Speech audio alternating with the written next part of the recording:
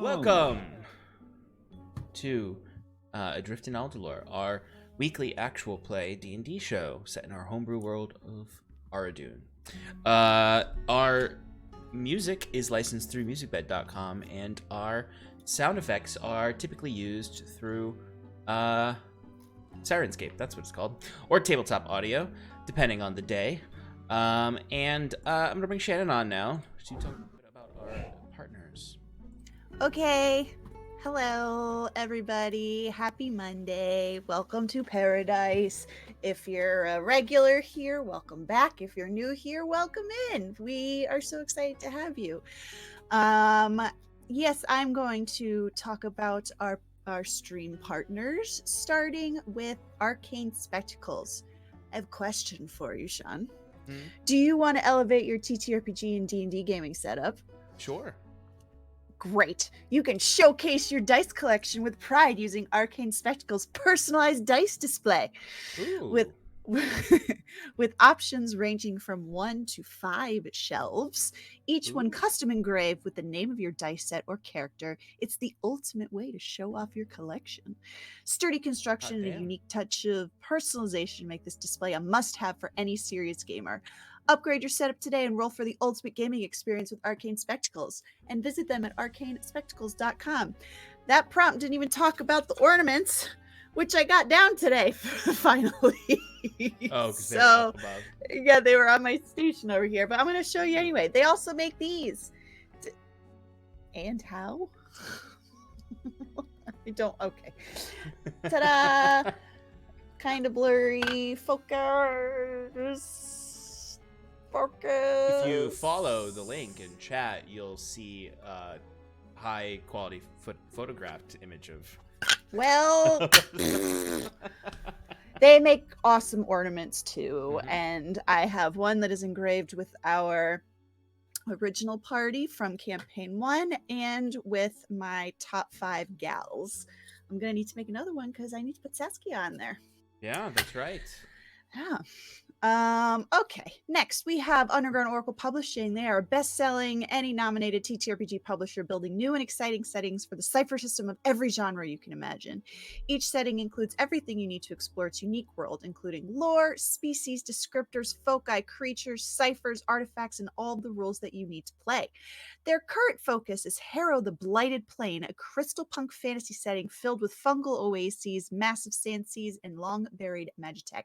I believe that Kickstarter is just about finished, if it hasn't already. Yes, I think there was only a couple days left in it last week. Actually, couple days. Let me double check. It might be. Yeah, I don't know if it was a couple of hours or a couple of days, but it's coming to the end. So if you haven't supported already, get on that. You can also support by joining their Patreon for as little as $3. And by doing that, you can help shape Harrow in each of the worlds that they create. So yeah, do that. Next, we have Eddie Yorke, our character artist. He's an illustrator based in the UK who makes art for games and books. Thank you, Sean. There's 5 days left on the Underground Oracle Publishing campaign, Kickstarter campaign. He's an illustrator. Eddie Yorke is an illustrator based in the UK who makes art for games and books. He does all of our original character art, as you saw on our offline screen and our starting soon screen. To visit his portfolio and get in contact with him, visit eyorke.com. Next, we have 1985 Games. They create affordable, accessible, high-quality accessories for D&D and other TTRPGs. Sean uses their NPC cards in this campaign, and look at that. He's got one right there. Who's that? Who's that, Sean? Is it somebody we've met yet?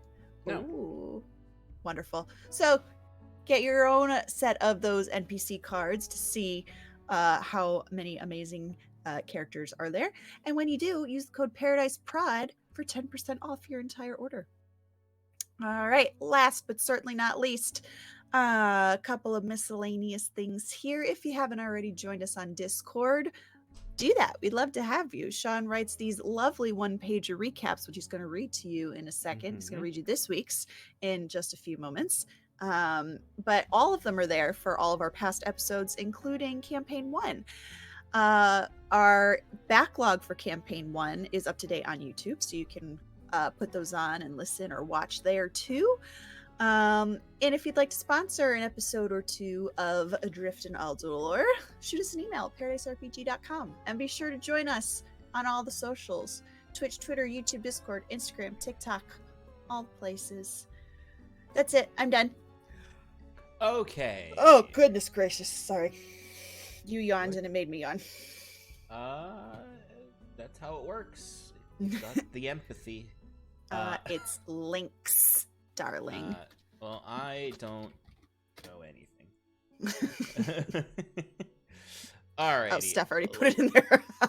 Did I just not pay attention? Yep. You got the Discord one, and then you did link. All right. Well, we should talk about this recap. Let's do it and bring the other people on. Yeah. Michael will be joining us shortly, but for now, let's start with these four. Right. Where is my recap?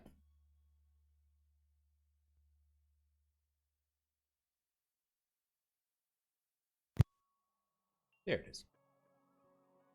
Last we met, our adventurers woke up from a much-needed long rest after an all-night stakeout and fight with Captain Hastings. They reconvened in a private booth in the Cask and Crow to plan out their next moves. Bruce and Septimus, before joining the party, agreed to set some ground rules and express their concerns about the type of work the party takes moving forward. Generally, the group agreed to take more time to consider their plans and attempt to avoid wayward violence in the future, both perpetrated by the party and perpetrated upon the party. After this, they planned to lay low for a while and stick to quiet business until it is time to visit Sigil at the academy. Fyrin and Saskia decided to visit the Otter business, though, on this same evening, since it is fight night. Primarily to inquire about their debts and status with the procurers of that business.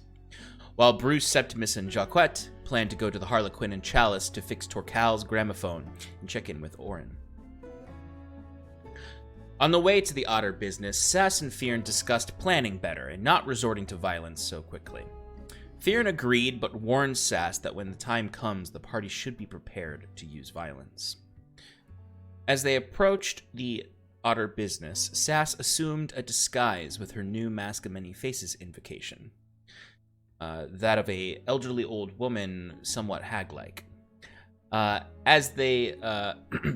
Fyrin settled his grievances with the bar by paying back his winnings with interest, which, as far as he's concerned, wiped his slate clean. Sass, disguised as this old woman named Rhine, inquired about Saskia's debt. The bookkeeper informed her that Saskia owed the house 187 silver and 5 copper, and will continue to accrue interest of 7 silver and 5 copper every day it is not paid. Or she could take what is called the Walk of Shame, a form of public humiliation for thievery. While Sass considered this, Fyrin found Redcap, a disgraced fighter. The man revealed his real name to be Brandon, and Fyrin offered to help him get his life back together. The man somewhat accepted, but became distracted as he noticed Fyrin's new boots, the very boots of Captain Hastings. Brandon is known to be a former Alumno Defiance member.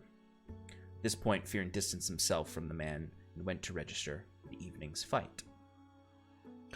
Over at the Harlequin and Chalice, the nerds, as Jacquette calls them, worked on Torcal's gramophone, while Jacquette played with his drums. Eventually, Jacquette wandered out into the main pub to play for the crowd, while the nerds completed the gramophone. Jacquette successfully put on a show, and Orin actually offered him a potential job as a regular bard for the pub. After the evening's crowd dissipated, Orin joined the group for a drink. They learned of a pale dragonborn reporter that visited Orin that morning. He said the dragonborn's name was Kellen, and he was from the Hyvin Times. Orin had no love for this reporter or the newspaper. He furthermore expressed disdain for the reporter's insinuation that Machina's Whisper was involved with a reported murder. Orin claims the organization doesn't exist and the paper is just trying to cause panic, since they are run by out-of-towners just looking to make a profit. He let the party know where the murders supposedly took place, in one of the old shrines in Temple Court. Conversation drifted off as the evening came to a close, as Jacquette looked to the nerds with that familiar adventure-seeking grin he always has. And this is where we left off on the 10th evening of Septum, the Forest Dawn, on a Melnir. So, yes. I don't understand that date. Could you give it to us in the proper terminology, please? The 10th evening of Maravala. Yeah. Forest Dawn on a Venstock. Hell yeah. Or as my notes say, Wednesday. Wednesday. That's what Bruce calls it. Yeah. It's Bruce's dialect. Halcyon, sorry. Yeah. So we're gonna start in the Harlequin and Chalice. I'm sorry, I said that wrong. I meant we're gonna start at the Otter Business. In my head, I was like, why are they going away? They're who I'm talking to. No, we'll start in the Otter Business. Fear. Clay Oh no, did he walk walked away? to go to the He might have bathroom walked second. away, yeah. Then he put his Oh no. It actually, to me, it looks like he might be frozen. Oh, really? I don't see him I'm at all. getting 2 dots circling each other on his... Oh, not I for don't. me. The Well, screen's I just mean, black. he's like, what, far away? Everyone's far away. Well, Sass, what are you doing? Yeah. How long would you say that I still have left on my Mask of Many Faces? Quite a while, I'd say. I mean, you've been Okay. here long enough to have inquired, talked around, but you really, not much has happened. You really have just Okay. questioned and talked to people. It's probably, There he is. truthfully, got like a full, probably 40 minutes left on it. Okay. All right. Well, after fighting the urge to vomit of how much debt that I'm in, Mhm. I think I'm just gonna. I'm gonna go. Actually, I think where I left off, I was sitting at the bar, and I had just Yes, told you had just- Fearn to don't worry about asking. I figured it out. Yes, because So he I'm was kinda just walking sitting over there. to register for the fights. So yes, you're Yeah. sitting at the bar. You can see the Yep. bartender comes up and just goes, "Oh, hi there, ma'am. Madam, would you like a drink?"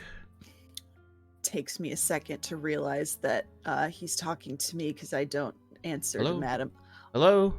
And he like your head. Imagine your head is down, and he yes, like puts his yes. head down to look at you. Yes. Yes. Hi. Hello. No, I'm fine. I'm all right. No, Thank no, you. no poison for you, madam. No, thank you. I'm feeling a bit queasy, actually. If you're I'm gonna just throw gonna up on my sit- bar, please don't. No, don't worry. I won't throw up on your bar.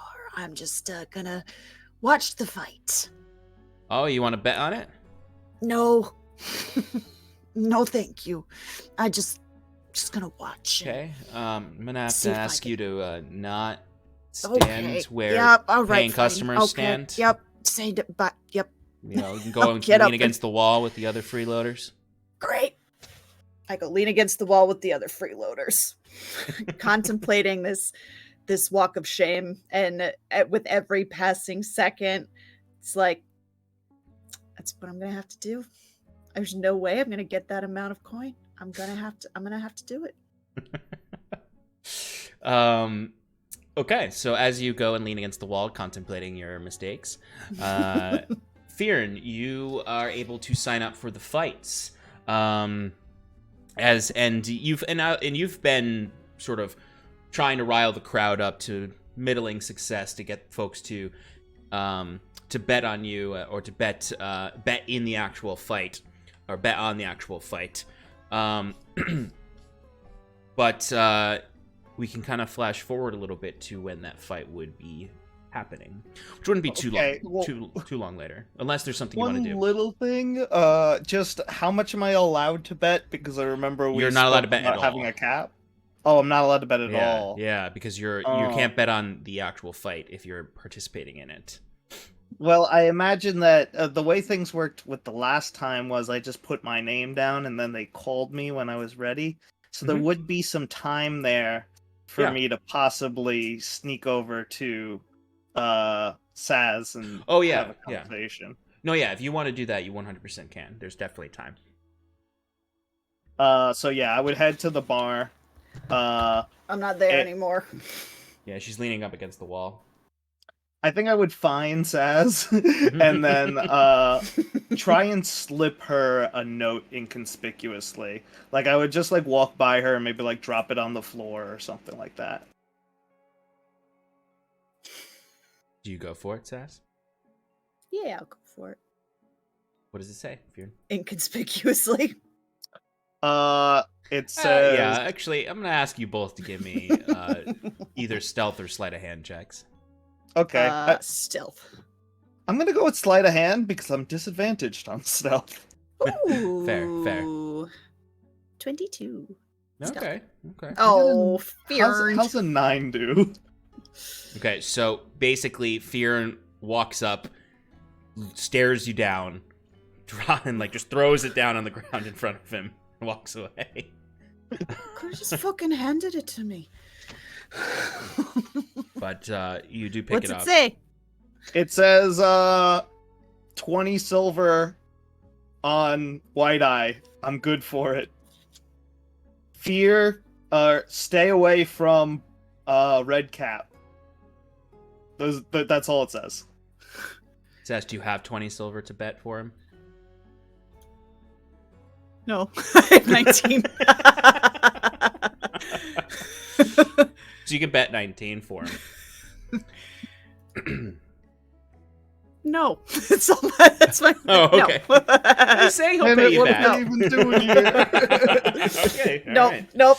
Alrighty. Nope. Well, then, I imagine Fearin this entire time you're like sitting at the bar, drinking a beer, looking at Sass, just like waiting for her to go up to the bookie. And I just keep looking at him. I'm just like, I think we established last session that I was riling up the crowd, trying to like make a name for myself, sort of like, just get my moniker in people's ears. Yes, and people are not. There's still a stigma around you, so people are not as excited. They're more excited to see what happens, because in their minds they're like, this guy was cheating last time. They're questioning your first fight. They're questioning your, everything about your fighting. So now they're like, let's see what this guy can actually do. So this is a non-death ring, which means that there's no magic allowed and no weapons allowed. This is a fight with fists. Okay. So, it was only the death ring that allowed weapons and magic. So, eventually they would call up your name and call for bets, as they would announce that you, White Eye, and call you up to the stage. You can stand in front of everyone. They can see you for the bidding. They announce White Eye, and then they announce the other contestant, who they announce as Taurus Dural. And you see this Leith elf step up to stand next to Fearn. The elf is much shorter than Fearn. Certainly not like scrawny, but they're not nearly as big as Fearn. As you can see, they have these black pants with these high boots with a green tabard on that is sleeveless and has a high collar, with one shoulder of the tabard does kind of fray out with feathers all kind of sewn into the sort of pseudo pauldron on the arm. Black hair held back in a bun, long but held back in a bun with a kind of widow's peak hairline, and in a very, very clean shaven face, very pale but very pointed chin, and the just absolutely like so much white to his eyes. Like his eyes are so wide, and he is just staring at Fearn. Like Fearn, it's you might be uncomfortable with how aggressive his stare is. Just like straight up, just eyes very wide, just staring, like bland face, no expression, just these wide eyes. And the bookkeeper will call for bids. I think I am kind of just slowly pacing around in the ring, waiting for bids to come out. And I'm looking him over, and he's giving me an angry stare, and I just not approach him, but get close enough that he could hear me over, the rowdiness of the bar, and say, "You got a problem?" And you see, he does not respond. He just continues to stare at you, and the tiniest little smirk raises on his cheek. But he does not respond. Does he look in any way is there any, when I get closer, is there any other defining features? Does it look like there could be a weakness in his leg from his posture, or anything that I could decipher? Give me maybe an insight check. Sure. Sean, I sent you a message. I saw it. Okay, cool. I got a 10. A 10. Okay. He, I mean, that's good, not great. You can kind of tell, as far as you can see, the only weakness you can think of is the fact that he's a lot smaller than you. You can't really see a weak leg or an area that's unprotected. But he just seems like he just might be easy to overwhelm with size and brute force. Okay. Can I scout maybe up in the rafters where I'm assuming some rich people are bedding? I know that there was a VIP section, right? There was a mezzanine up top that you would see some folks have started paying attention. The bedding seems lighter than usual on this fight, perhaps because people are still a little unsure of you. Gotcha.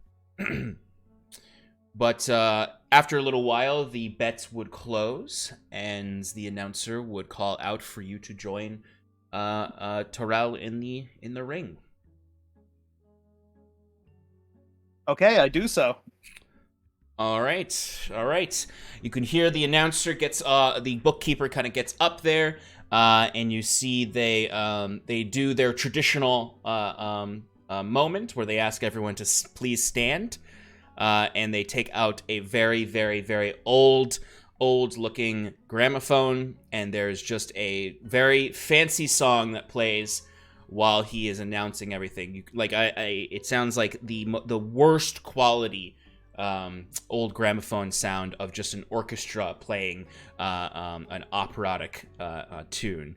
As you can see, the whole room is standing tall, not the vibe of this dive bar, criminal bar, as there's just this Chopin is playing, and this the bookkeeper gets up there and says, "And tonight, for our first fight, we have a returning champion," he thinks himself, "here to redeem his glory, I presume. Though we'll see if he can actually fight without rigging it with his little friend. We have White Eye," and the crowd middling claps. Woo! I take off my cloak, and it drops to the floor, and I just hold my hands up and go, "Yeah! Fuck all you!" Totally playing the heel tonight. As you can see, there are people booing him there, as well I'm as telling him to shut up. Hey, Granny, I don't know, were you here for the fight before? Man rigged it with his little girlfriend. I turn and walk away. you see someone else who's like, he is quite big. Maybe we should have bid on him. And then the bookkeeper announces the next person, saying, and of course we have another fan favorite here tonight, as we have Taral, the mountain elf from the high on peaks of the Palto Alps, the monk with a purpose. That purpose is the kicking of ass. And I believe it is time to begin. Boo! You see someone's like, you've got a problem with Taral, Granny? Yeah, I do. So what if I do? I'm just here to watch the fight. Leave me alone. Hey, man, now she's an old woman. Leave her alone. Oh, she's Leave got a me problem with alone. Taral. And you got a problem with White Eye. So fuck off. It's not worth it, man. Come on, let's get a drink. But the music stops, and as soon as the music stops, you can hear everyone cheering and downing their drinks as a actual band starts playing more of a fast-paced jig as the fight is about to begin. Fionn, can you please roll me initiative? Woo! Woo! Go All right, White let's get some Eye. better rolls. I got a 12. Oh man. It's Get him out now. Maybe fuck it up. I didn't roll that high for the... You go first, actually. Nice. Hell yeah. All right. Well, I guess I've got little options. Can you tell me about the cage here, Sean? I remember last time there was a big hole in it, but I think that was only for The death hole, matches, yeah, the right? hole is covered up when it's not the death match. Right. Okay. Is there any other things that I should be aware of? Like, is it dirt ground? Are we talking? It's dirt ground. I mean, it's really it's a wooden floor that they've kind of put dirt over and sand over to absorb any blood that gets spilt. Right. And then just sort of a very, very simple cage around that's basically a chicken coop wire fence. That's all around it. And that's pretty much it. There's not much to it. I believe last time you were all in here, I said it was a 10-foot diameter ring. Okay, I'm going to start off by closing the gap and trying to grapple him. All right, let's go for it. So, Fionn, you rush forward and grab for this spry-looking elf. Go ahead and give me that athletics check. He's going to do an acrobatics check. I think it's strength, but you can use acrobatics. No. If it's a grapple, you can. If you're the grapplee, you can use acrobatics. The grapply. Okay. I think the DnD. What did I roll? 11 plus 8 is 19. Okay. Yeah, he got a 14, so that's a success on your part as you grab onto him. He tries to slip out of your hands quickly with a quick sort of dashing action, moving around, but you're able to grab him by the arm and pull him in for a quick lockdown, and you have him in a grapple. All right, and I'm going to use my second attack to punch him in the face. Grapple is an action. It's Okay. not one of your attacks of the multi-attack. Okay. Well then, I'm gonna pin him to the ground, and I'm gonna try and get my weight on top of him. And I don't have an attack. Do you have Maybe- the grappler feat? I do not. Okay. So the pinning action is a grappler feat action to get him to be restrained instead of grappled. But I'll allow for flavor that you're trying to pin him down to the ground. Would you say that I could, immediately use my action surge and You then could. do an attack? Yes, I would allow that. I will do that because I'll get the attack at advantage. Because he's grappled, right?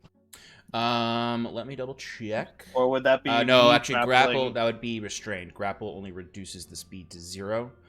Could I possibly restrain him with that action? That would be if you had the grappler feat. So no. You can't attack him though with that action surge. I'm just trying to think of like the best option here now that I have him. Yeah, I mean, you can't get the restrained effect out of that action, but you can flavor the attack to be like you slam him on the ground and try to pin him. I would say, yeah, I'd probably just do, I'd probably just grab him and save the, that action surge, and we'll call it there. Because I just don't want him to, like, get away, and I want him to have disadvantage on his attacks.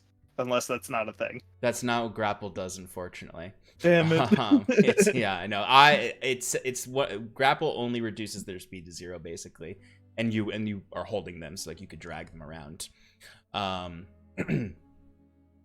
Well, if I could drag him around, can I do that? Yeah. I'm gonna put him against the wall. Yeah, absolutely. You can use half your movement speed because you are dragging, so it uses half your movement speed, or you're reduced to half your movement speed, and you bring him over and you push him up against the wall as he's staring at you now, still with that same look. All right, is that all, Fear? I think I'm okay for now. Yeah, that's it. Excellent. Okay.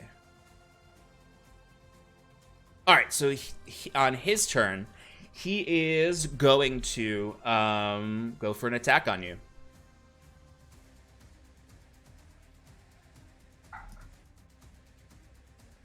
Ooh, that's probably not going to hit. An 11 does not hit, I presume. Okay, nope. Second attack.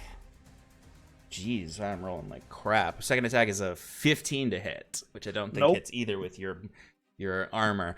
So basically this guy, he's coming in, you're holding him by the waist, pushed him up into the wall. Now you kind of got him locked up against the wall, and he goes for some jabs underneath your arms to try to weaken you to break free, but you're just holding onto him too tight. He can't quite get purchase as his hands are just kind of slipping against your armor.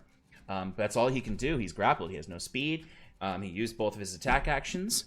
It's your turn again, Fearn. Okay, I'm gonna punch him in the face. Punch him in the face. Let's do it. Actually, we'll say as I'm holding him down, I'm kneeing him in the stomach. Excellent.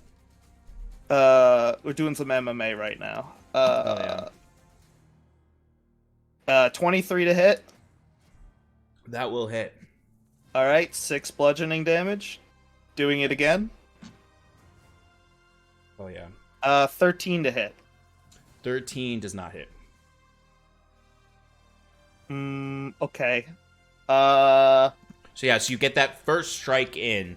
Your knee comes into his gut, and he gasps audibly. But then you go for another kick, and he's trying to weasel his way out of your grip. So the second kick doesn't hit, as you have to re-hold on to him, re-grab him from slipping out of your grasp. Anything else, Fearn? So I can move him. You can drag him.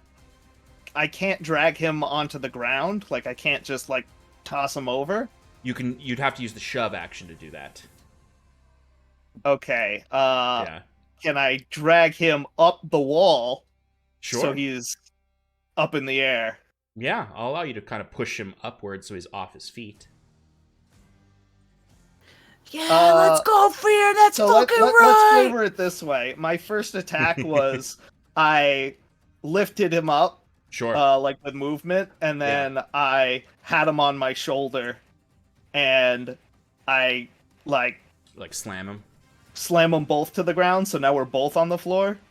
I'll allow that. Grappling? I'll allow that. All right, cool. I think that's cool, so I'll allow that.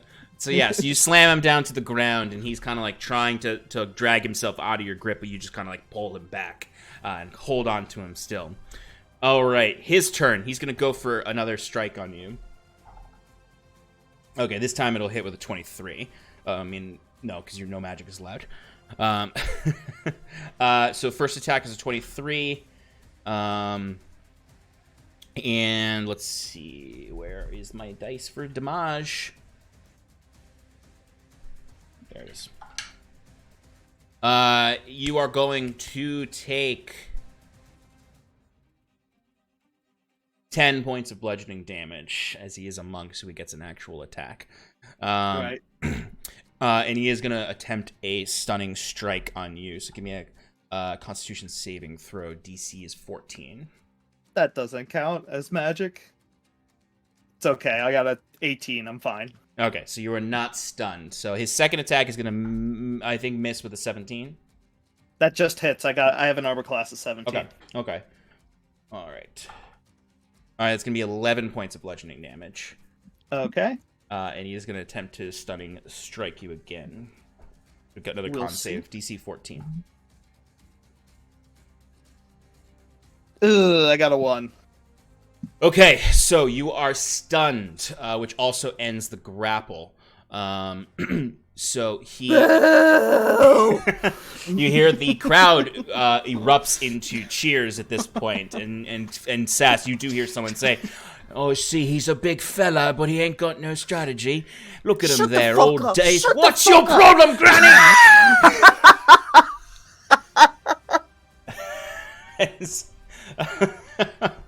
As he's gonna, you are going to lose your turn, and he's gonna go for an attack on you. Let me just check something.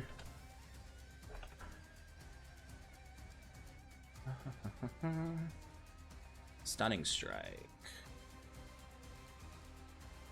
Okay, so he's gonna have advantage on these attacks. Wow, first attack you with advantage misses. Nice. Jesus, second attack even with advantage. You get cursed with the misses. low dice rolls this AC week. is good. I rolled a 4 and a 5 on the first one, and then I rolled Ugh. a 3 and a 7 on the next one. So even with Sucks. advantage, even with you sitting there kind of dazed, wobbling around, his punches just don't get through your armor. All right, Fearon, your turn. You're out of the stun. Shake it off, Fear! Shake it off! He didn't move though, did he? No, he did not. Okay, so we're both still on the ground, which means I could use half my movement to get up. He's on the ground. I have advantage on attacks because he's prone. No, I guess I would have had to have him stand up because his attacks would have been disadvantaged otherwise. So I'll say he stood up. Okay. All right, I'm just gonna punch him then. Yeah, go for it. I just rolled nothing. Here we go. A 21 to hit. Hits. Another 6 damage. Doing it again. Nice. A 26 to hit. Hits. And another 6 damage. Nice. Okay, he is looking rough now. Finish him off, Fear! All right, From, Fear, Are you yeah, white from tie? yeah, Fearon, what does it look like when you go for these 2 attacks on him? So I imagine he was. I was stunned, and he was like trying to punch through my armor, and his like second attack, he tried to punch me in the head, and it like hit my horn instead of hitting my like. I just recovered like quick enough from the stun to deflect, and his hand like basically gets like it hits the mat where like my like right next to me where my head used to be, and I kind of just grab his arm and then like as I'm standing up just take 2 socks with the left hand to the face, just like 1, 2, and Pat, pat. stand back up like ready to keep fighting, and I spit on the ground. Hell yeah. Love it. That's my boy! Yeah! Okay. All right, he's gonna go. I'm gonna action surge and attack one more time. Hell yeah, go for it. Action surge gets both your attacks back. Oh, does it? Yep, because it just gives you your attack action back. Sick. Yeah, go for it. Okay, so 19 plus 6. Hits. I mean, sorry, 19 is a hit, is the total. Oh, yeah, that still hits. Okay, so it's 6 damage. Nice. And then 17 to hit. Hit. Don't be so eager, Sean. That hits. Yep, another 6 damage. So 24 Nice. damage total for the whole round. This guy is on his last leg. He literally, like, you picked him up, you grabbed him by the arms, punched him twice, and then, like, he kind of, like, pulled back and started to get back into position and was getting ready for his move, about to start his turn, and you just bam, bam, 2 more punches right in the face. You hit him right in the nose. Blood splurts out, and he falls back into the sand. Kind of that move where someone's, like, about to go punch, and you just hit him right in the nose, and he just falls back to the ground, and you can see for a moment... Fearin, I need you to give me an intimidation check. Sure. With advantage. Oh. You can use your strength modifier if you want instead of your charisma. Ooh, you scary. Instead of my charisma, I could use strength. Mm-hmm. Sean, you treat me too good. So that would be a 18 plus 8 is 26. Yeah, he's on his back on the ground, and he's staring up into the stars above that are through the ceiling, and just spits blood up, and just holds up a hand up from the ground, and just taps the ground twice, as the crowd is quiet. I just scream, and he's like, "Yeah, my mountain peaks are taller than sorry, the mountain peaks where I come from are taller than yours. It seems. Come on, people, give me some applause." When did Wiswick show up? Yeah, white tide. I turned to whoever I was talking to. I fucking told you. I climb up the cage wall. And I try and do a backflip off of it. give me an acrobatics check. Thank you. Oh yeah, 22. Let's go, Sean. All right, yeah, you do a backflip off, and it's as soon as you end, like, kind of like you're in this tirade, in this, like, cheer. Finally, the audience does kind of like get into it. They get into you then at that moment, and there you see the audience starts to cheer. It's mixed still. You got a few people booing from the back. You have very interested parties doing nice claps from above in the mezzanine, and then you have other people just kind of like cheering with you, more excited that you're excited. And then they see the backflip, and everyone cheers at that, even the booers. After I finish my backflip, I look at my opponent and see, like, is he up or is he, like, still on the ground? Like, what? Oh, he's still on the ground. He has 1 hit point. So you can see he's just sort of, like, dazed on the ground. I help him up. Like, I put him on my shoulder if he accepts it. Like, I reach my hand out. He'll accept it. He definitely will accept it as you lift him up from the ground. I lift him up from the ground and say, like, I'm whispering this to him and say, you're a fine warrior, but the mountains are very dangerous. You shouldn't claim to be from there if you don't understand the risks. And I don't look at him as I say this. Like, I kind of just, like, I'm like giving him off to people, like, out of the arena. As yeah, I'm, like, absolutely. And as you do that, he does kind of, like, whisper very quietly.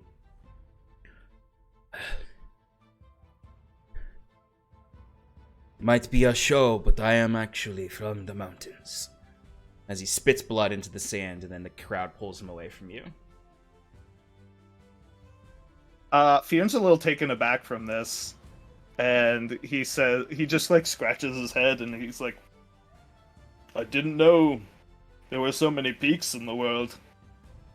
And he just kind of gives you a grin, a bloody, like, full-tooth grin, as the crowd kind of brings him over to the bar for the loser's drink. But yes, and you have won, and you can see the bookkeeper comes over to you, Fearn. What's my cut? I know I was an underdog, Sean. Come on, give me something. Let me calculate your cut.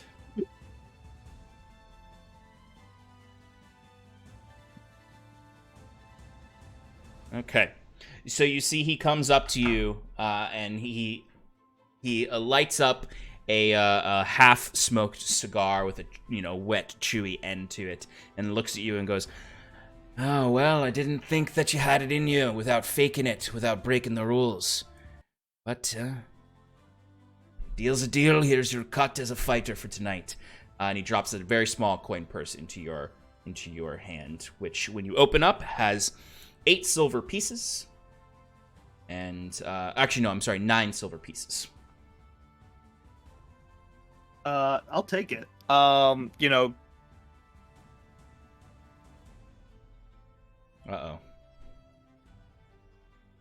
Oh no. Discord has claimed Clayton. Well, this is a good point to jump into the other group. I was going to try to have you all meet up, but we'll take a moment to hop over to Jacquette and Bruce. We'll say Great. Septimus has... Oh, there he is. Sorry. It's okay. Discord's I'll messing jump with us over to tonight. the others for a moment. Okay, I got my money. Yeah, all good. Yeah. I guess, yeah, actually, real quick, Sass and Bruce, or Fearin, just real quick, do you have anything else you want to do there, or would you head back after a little bit of this? I would probably call it there. I would also want to check up on the note that I left for the Aradunai on my way back. Okay, then we'll cut back to you all in a moment then. Yep. All right, Bruce and Jacquette. So, you two have kind of finished up your conversation with Orin. Septimus is kind of just also say he's deep in thought with you two. Is there anything else you'd like to do with the Harlequin or Chalice, or anything else you'd like to do this evening?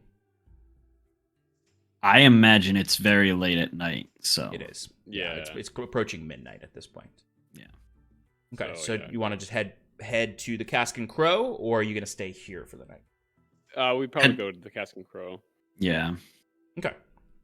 So the three of you leave after settling anything you need to settle with Orin, say goodbye to him, and you can head back. It's nighttime and little hugs and kisses with Orin, some exchanging of information. But right now you are just walking in the night streets of the city, heading back towards up through Main Street over to High Road. Is there anything you want to do, or do you want to just head to the next location? Yeah, we'd probably just. I mean, if Mike was here, I would start a conversation, but I don't Yeah. want to, Yeah, I feel like he yeah. has a very Yeah. clear connection with Yep, I know. what I want to talk about, so I don't So want to perhaps we'll finish up the otter business and hope that Mike gets here by the time we're done with it. Yeah. I mean, we can always talk about it like some random time True. in the morning or something. It's not a True. big. Mhm. Okay. Well, then why don't we finish up the otter business stuff so then they can come back and the group can be a whole again, and can discuss further there. And maybe we'll settle some downtime stuff, and then once Mike gets here, we'll have the bigger conversation. Sound good? Sure. All right. So, Sass, the fight wouldn't have lasted long enough for your Mask of Many Faces to come undone. Okay. But while kind of like you all are finishing up in there, like Bruce, I guess Fearin, would you stay completely away from Sass the entire night? I Until mean, you guys I would met in an alley somewhere after? imagine that, yeah, I would basically try and get out of there quickly Mhm. because she mentioned that she was concerned about, the Mask of Many Faces thing. Mm-hmm. So I would stay for as long as it needed for me to, like, before I could make a graceful exit, like I wouldn't just run out the door after I get my money. Yeah, yeah. It doesn't take too long until you get an opportunity. You do have people kind of coming up to you, a few folks buying you drinks. Nothing is close to the big big show you had the last time. You know, partially because they're still a little wary of you, and also because this was a normal fight and not a death rat match. And I would say it's towards the end when you get a clear moment to leave that you kind of look around for the Sass's old woman to just see if she's still here.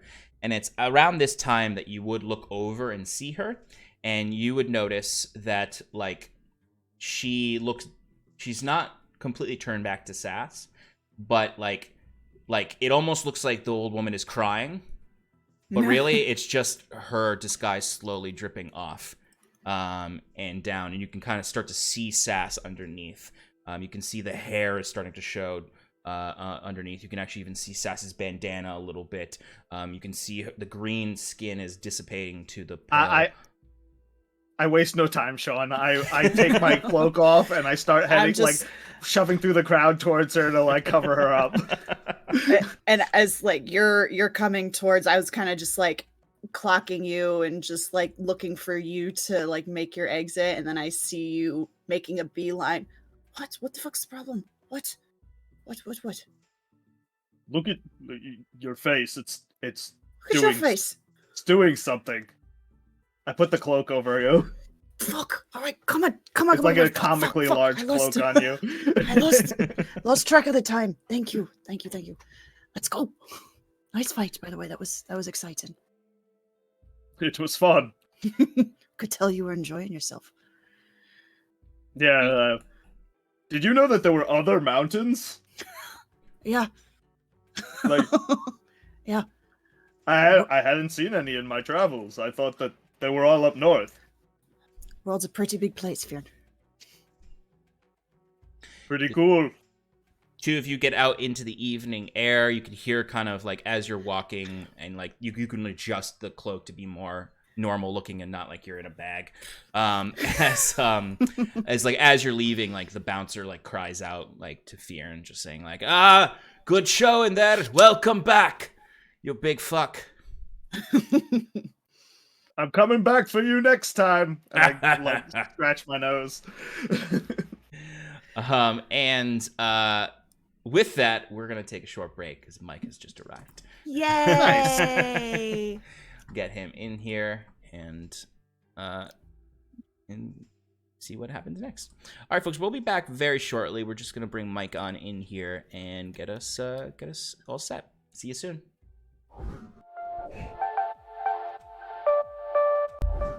Hello, everybody, and we're back with Michael. Yes. Sorry for the delay. And we are going to jump over to the Harlequin and Chalice as these three fine gentlemen are finishing up there, picking, you know, I imagine you have the gramophone in your arms, and you are heading out. So you three head out into the night. The rain has stopped at this point, and it's just cool, breezy evening with the lamp lights reflecting in the puddles all around the main street, and you can head down over towards High Road. Perfect. All right. I have to say that last conversation we had with there was a bit troubling. I hope you don't think that I'm trying to get myself fixed in with any of those murders that are going around town. Yeah, I wouldn't believe that Machinus Whispers is the one responsible for this. Well, if you want to make sure that the people don't think it's Machina's Whispers, maybe we should, you know. And like Jacques puts his hands in his pockets and is like making a very posh kind of walk next to them as he turns over. Solve it ourselves. I don't know what that voice. Solve it ourselves. Well, even if we do solve it, how do we? That's get the news out there. I mean, are you kidding? What? We know about the reporter. We just go to the reporter and talk to him. Or hell, I'll get the news out there. That's actually. Yeah, but that's actually quite a brilliant idea, because we clear the name, and it's been sort of taboo in the culture here for the longest time, and it would definitely give them more renown, and so they wouldn't have to kind of constantly murk about in the shadows. Because that's definitely why people start spreading the words, because they're so nervous to be judged that everybody just puts the blame on them. So if we can find the culprit and actually prove that it wasn't them, then we could spread their knowledge, and everybody could be more enlightened. Not to burst the bubble, but I think this is a great idea. I think we should continue with it. I don't know if one murder not being theirs is going to cure all of Machina's whispers. No, but obviously it's a start, just to kind of cool the tension that some people may have towards them. It might make people think twice before blaming them. Right. Either way, I think we should continue with that. Just expectations a little bit lower. Maybe that says more about me than you guys, but... And depending on how long this may take, after I speak with whomever that Torcal had mentioned to me, and brief them of the situation after we find some more evidence or information, I know how much you want to take, or you have in the past, want to be renowned as LaRue, but if they can maybe take some of the responsibility, that could also help as well. Oh, I hadn't thought of that, but yes, LaRue very well could be our boogeyman, as needed. Right. I hadn't really envisioned him as the type to crush skulls, more of a, slit of the throat kind of guy, but... But a man as renowned as the mythical LaRue, wouldn't you want him to be jack of all trades? Master of them all, too. That's a good idea. Anyway, what time are we meeting Torcal tomorrow? Well, if I'm correct, still during the week. Tomorrow's a Thursday, right? Here's dog, but, Here's dog. That was close enough. Tolvis dog. Tolvis dog. Tolvis dog. It's a Snolgespog, So he should very much well be at his shop. So typically he probably gets there early in the morning to set up, so we can try to meet him before it gets too busy while he's setting up, just to try to make sure we could talk with him a bit before it gets too crowded. But yeah, I would just expect him to be where he typically is. I actually don't know for sure where he resides in town, so that would be our best bet. All right. And then any interest in going to the academy at some point? Yes, once Sigil has a job for us, we can go. I think Dolvana might be stopping by either tomorrow or the next day with Fjern's charm. Oh, all right. Maybe she'll have more news for us, but I'd be very interested to go to the academy with you all as well. I used to go to university back in the day. That's where I learned all my bard skills. Oh, what musical instrument did you play? Jacques gestures to the hand drum on his belt. That was more a student of words, more... Music is fantastic, of course, but the lyrics of a speech, that's more what I was involved in.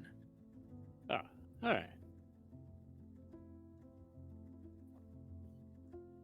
And it's around this time that you arrive at the Cask and Crow. And can either wait for the others to come back or go to sleep for the night and meet with them in the morning. Are we entirely certain that they're going to be coming back tonight in the, sort of mischief that they were getting themselves into? Or... We have no way of knowing they're going to come back at all. For all we know, they both could die there after showing their faces. Yeah. So I guess we should probably just call it for the night, and maybe we'll see him in the morning. Yeah, it's probably for the best. I don't really want to stay up and get a Wow. Dora. Well, who knows if Saskia's even gonna come back here? She's not welcome, so Right. maybe they'll get, stay down at the other business. Who knows? What time is it at this point? It would, by the time you get home, it's pretty much midnight. Hmm. Yeah, man. Yeah, no. Jacques just goes to bed. He goes up to his room and goes, "I'll see you gentlemen in the morning." Until then, I guess we should go up as well then, Bruce. Yeah. All right, so our nerds and Jacquette go to sleep, and we cut back to Sass and Fiern as they are leaving the widow's ward. And again, same thing. It's cold, chilly night, but the rain has stopped, and there's just the reflecting lamps, and the sky is cleared a little bit, so you can see stars. You're muted. You're muted. Yep. I saw that the red light wasn't on. I give Fiern his cloak back as we're walking. Well, I owe them a lot of fucking money, Fiern. Oh boy. Well, I did too, but it's all settled now. Are you doing the walk of shame? No, Oh. they didn't charge me that much. I had the money, so I gave it to them. I think I'm gonna have to do that. To be honest, I don't really care too much about the money anyway. It's good to have. It makes life easier, but so I like to do what I enjoy doing, and the other business. Wait, no, what is it called? Is it the Yeah, other the business? other business, yeah. That's correct. The other business is the only place in town where I can fight fairly and for glory. And you're fucking good at it. That was entertaining watching you. Thanks. You're a very accomplished fighter. Well, I Thanks. gotta thank you for trusting me and coming with me on this one. You didn't Sure. have to. Yeah, well, I wanted to see what the situation was, and I didn't want you to go by yourself. Oh, speaking of situations, I met with that red cap fellow, and I kind of left things open, but I think he might have had something to do with Hastings in his past. How do you know that? How did that come up? You're not fucking Well- talking about it to people, are you? No, he just recognized the boots. Take the fucking boots off, Fiern. My god, I told you to stash them before we left. Why do you insist on wearing them? What's the Nothing- fucking point? They're nice boots. He's a drunk. Nothing's gonna come of it.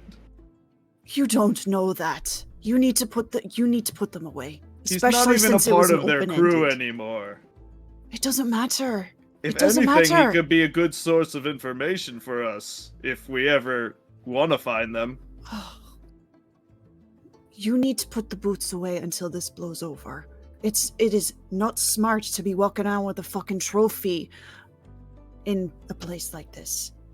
I left mine in the cave. The boots, Fiern, the boots. Put the boots away. I'm not gonna walk. My feet'll get wet. We'll buy you some new fucking boots tomorrow. Okay. We don't need the additional heat. It's on you though, right? Sure. If it'll Nice. Yeah, so I'm gonna go to the. It's pretty late. The others are probably sleeping. Yeah. Yeah, most likely. All right. So I'm gonna go back to the place where I was sleeping before, and I'll meet you in the morning. Okay. I mean, I've settled things. Maybe I'll stay at what's his name? The first place we stayed. Orin, Yeah, Oren's place. the Harlequin and Chalice. Right. I remember the big cup. Right. All right. All right. Well, then I'll see you tomorrow. Yeah, it'll be easier on my wallet. I'll see you tomorrow. Good fight. Aye. All right, so the two of you split ways as Fearin heads to the Harlequin and Chalice, and Sass heads for below the docks in the sand. Mhm. Fearin, it'll only cost you 5 copper to stay in the Harlequin and outta here. Chalice for their cheaper room. Perfect. Sean, I was actually, instead of going to the docks, I was going to go to the hostel, but Oh, okay. yeah, because I want to sleep on a bed. Yeah. As much as it was nice that one night, It was probably nice, is yeah. not gonna be great to Yeah. keep sleeping there. Yeah. Yeah. So that's just gonna cost you 1 copper. Okay, that I can do. All right, and everyone rests for the evening, and can reunite in the morning at the Cask and Crow for breakfast. Sounds good. All right, so we could bring everyone back in now.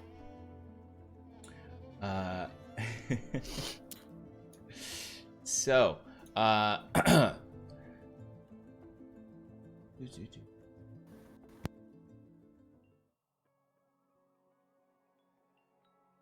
right, so you all wake up and can have a little bit of breakfast if you want. You see, you get the menu for the day. And yeah, would anyone like breakfast? Yeah, I'll take the cheapest thing. Cheapest thing, you got it, boss. There be anything on the way over? Like a street, like street meat. Yeah, Yeah, you cheap can find, street meat. Yeah, you can find some street meat. Great. I'm gonna walk in, nomming on some street meat. Yeah, you can get a little, 2 copper kebab Ham and on the cheese? street. Basically, Perfect. Just got like you're not quite sure what the meat is. It tastes like fish, but it looks like pork. They call it morning meat.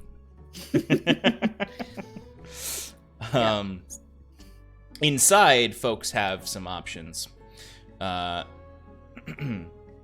for their food. Just- Of course, you want Waffles waffles? will be good. Waffles. Yeah, I want Definitely, you waffles. can definitely get waffles. Ooh. A full order of waffles will cost. And, strawberry jam. Too. Ooh, okay. So then, waffles as they are, 5 copper. It's an extra 2 copper for the jam. Ah, What about just like bacon, eggs, and toast? Just, standard American Mhm. breakfast.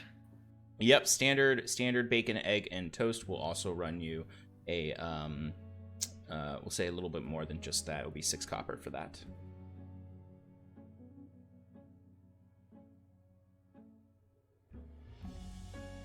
And yeah, and Sass, you finish your morning meat as you walk in. I imagine I push the door open with my back and kind of just like sway in and like licking my fingers, looking for my friends. And now it'd be, I'll say you arrive a little after Fearn. Fearn, you would arrive right before her, and a lot of you are all together. Septimus is in the bathroom. Oh, so you guys did make it back out of the other business. Good Yep, time Of last course night? we did. debt free. Well, some of us are debt free. Others are swimming in it. Congratulations, Jacques says as he raises a mimosa. It was an excellent fight. Fearn Just out is of curiosity, Right. how much debt are you talking? close to 200 silver pieces. Oh, wow, that's Yeah. a lot of money. Good luck with that. There is a way that I can get rid of it rather quickly, but it's kind of sucks. Sorry, you have to wear socks? No, Yeah. it sucks.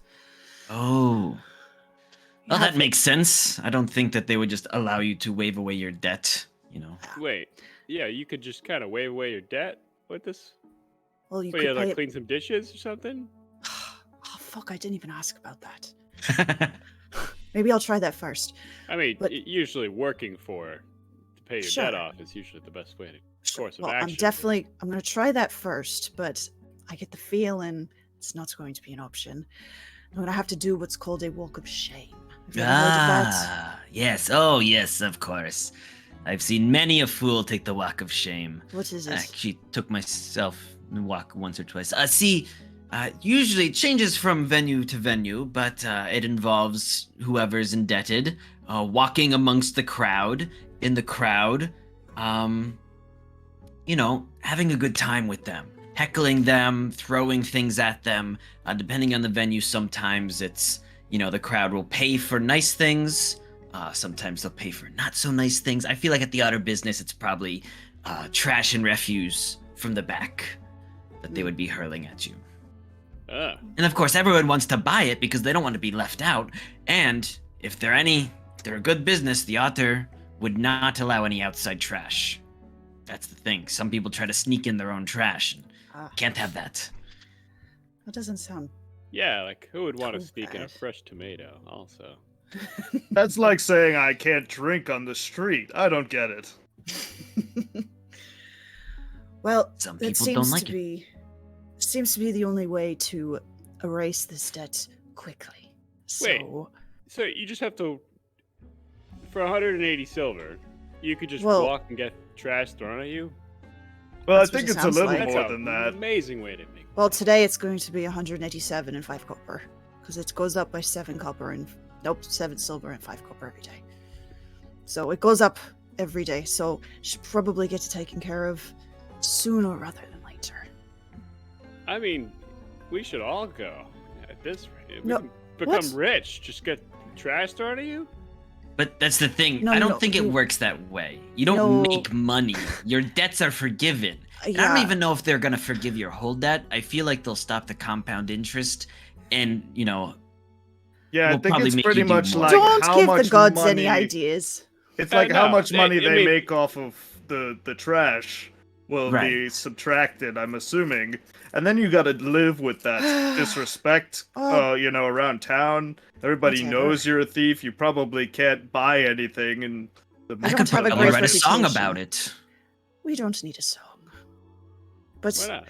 I don't have a great reputation to begin with anyway, so there's no harm in The sea witch walked no and the tomatoes plopped. that doesn't even I rhyme. can see it. That doesn't Songs rhyme. don't need to rhyme. Have you That's pretty listened to the good. top pop 40s? Nothing rhymes anymore. The kids these days, it's all about the beats. Hyven's top 40. By I lay down the beats. Oh no. No, you beat people up. That's what I mean. What did you all get up to last night? We went to Harley Quinn. Talked to, picked up Who's our Harley Quinn? gramophone and spoke with Orin. Ugh. How's he doing? He's chipper as ever. Might Good have to given hear. us a good little lead. Oh, yeah? Yeah. Some murders over in the temple court. Oh, Septimus could probably tell you more. He's personally invested. Did Sorry. you flush and wash your hands at least? I had to take some time in the privy. Must have been. What did I eat? What was that last night? That fish stew? I shan't be getting that again. Went down Ah. fine for me. By the way, Septimus, would you like any breakfast? No, maybe just some bread, some toast. Yeah, that'll only cost you 2 copper. As this at this point that the 2 big stacks of waffles show up in the very simple breakfast for Jacquet. And then of course a little hasher of jam for Bruce. I mage hand swipe one off of Fearn's stack. Hey, You Oh, better sorry. buy me those boots later. I haven't forgotten. Sure, of course, yeah. Well, can we I'm leave? still wearing the captain's boots. Go upstairs and take them off, for fuck's sake. I will when you get me new ones. I don't like being barefoot. You're gonna need to be barefoot for a little while. In a classy place like this, I don't want to get kicked my out. Fucking god. Well, somebody tell him that he needs to stop fucking wearing these boots. He got recognized. They got recognized at the other business last night. Somebody knew those boots. Tell him it's a bad idea to be wearing them. And tell him to take them the fuck off. I thought you weren't going to wear those out. I lost my other ones. All right. You do know there's a nice tailor that is right down the road over there. You can easily go over there. I can introduce you to the guy that's there. He'll give you some new boots. That'd be really nice. It says we should go over there.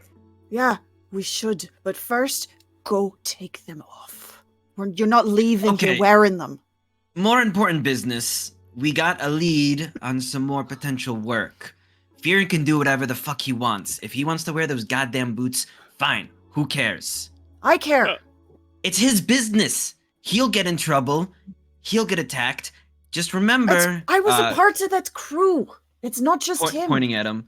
Just remember to say that LaRue gave him to you, because we're trying to pin this all... Septimus... Anyway, as Jacquette was alluding to, given the high octane of last adventure, this may be something a little more up, at least Bruce and mine's speed. We heard rumors, well, not rumors, that actually seemed to be true, but a couple of gruesome murders going around town. Murders are more your speed. No. Finding evidence and pinpointing who the culprit is more my speed. Investigating.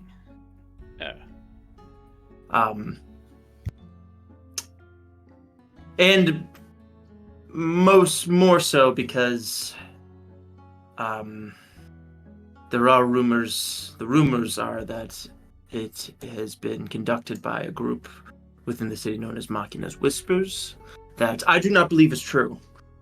At least I hope that's not.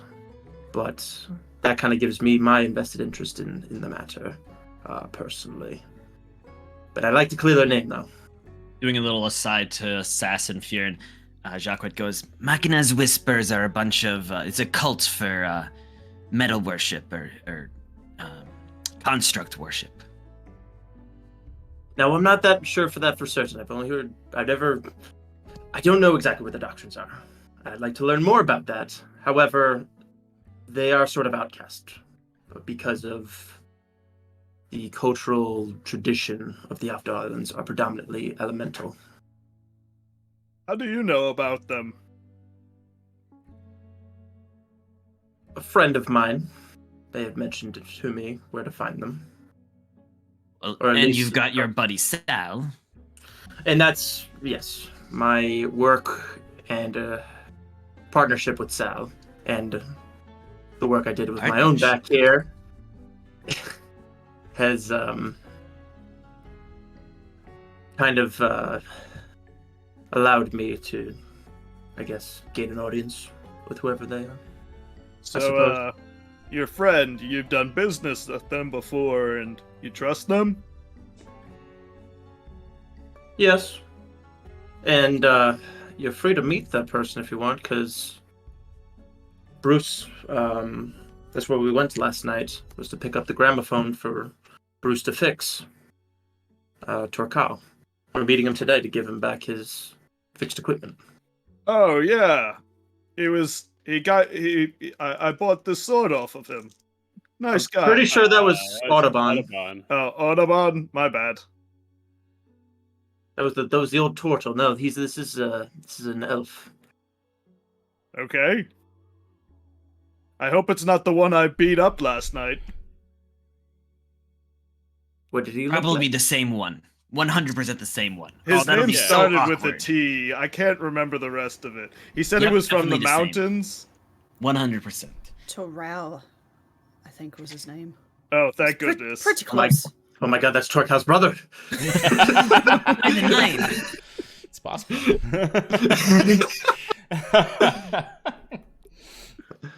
But anyways, It could have. we learned that if we want to pursue this, we should go up to the Admiralty Court and speak with a news reporter up there for the Hyvin Times. Probably get some more information from him and then do our own investigations afterwards. I figure maybe, we can do this either before or after we head up to the academy. I don't think it really matters. Both side quests should stay open for the time being. Yes. And that is, of course, if you are willing to pursue this endeavor. Turning towards Fern for a second, it was like, isn't there something in sort of like an honors code of finding out who killed innocent people? Perhaps? Maybe? Seems like an honorable thing to do. Well, I you don't know that they about were siding with these machines. That I've had nothing but bad interactions, but I guess that Sal one was all right. And listen, I'm not. Although I have my doubts, I want to go to the bottom of this myself because I'm curious. I would like to find And out too. Maybe. And I'm willing to keep an open mind. A machine is only as malicious as its creator. Generally.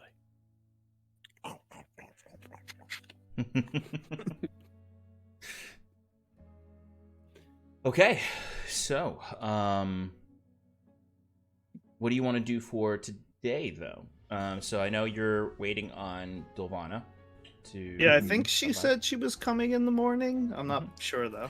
She said she would come by sometime on the second day, and if you weren't there, she would leave the information she with the tavern owner.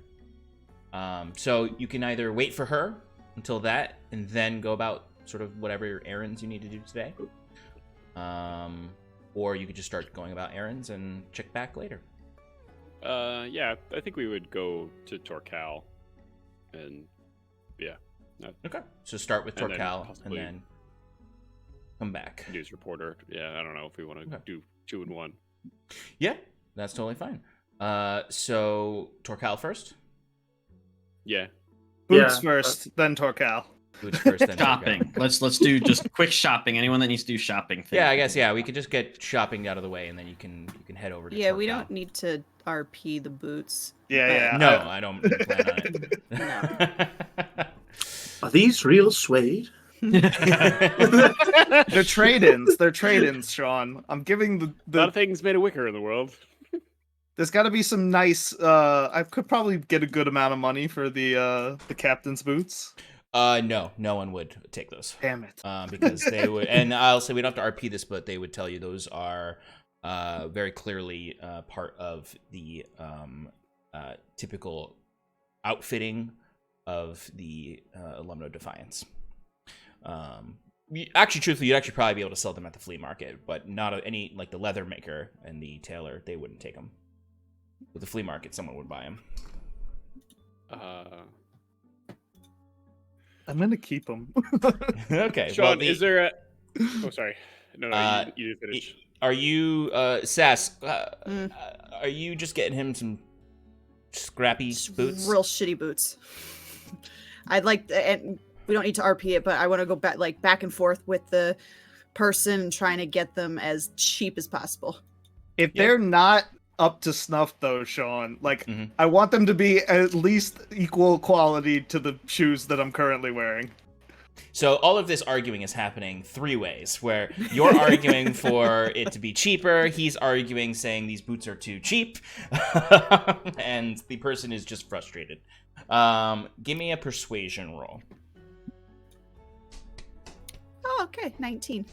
Okay, so they'll offer you a decent pair of boots. I wouldn't say they're as nice as the boots, but they are not shitty boots for 1 silver piece.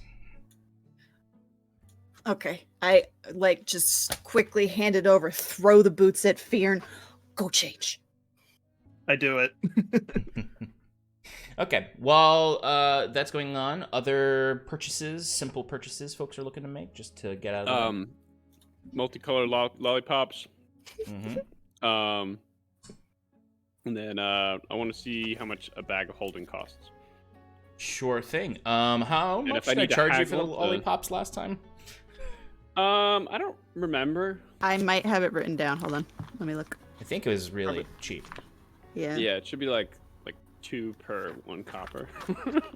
Yeah, it was not super expensive. I But think you if I got get a 10 variety for. I think you got 10 for 1 silver, Okay. which would be Bruce about a copper buys each. 10 lollipops, 10 for the price And I have of I still 9. have the mega lollipop too. Of course. Just, Of course, the most important one.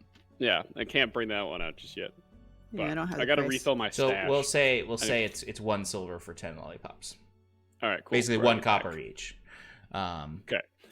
And then just more importantly, variety pack. Not a variety pack. Sorry. Bag of holding. Variety bag of holding. Variety pack right. of holding. It's already got. Sounds like a bag of tricks.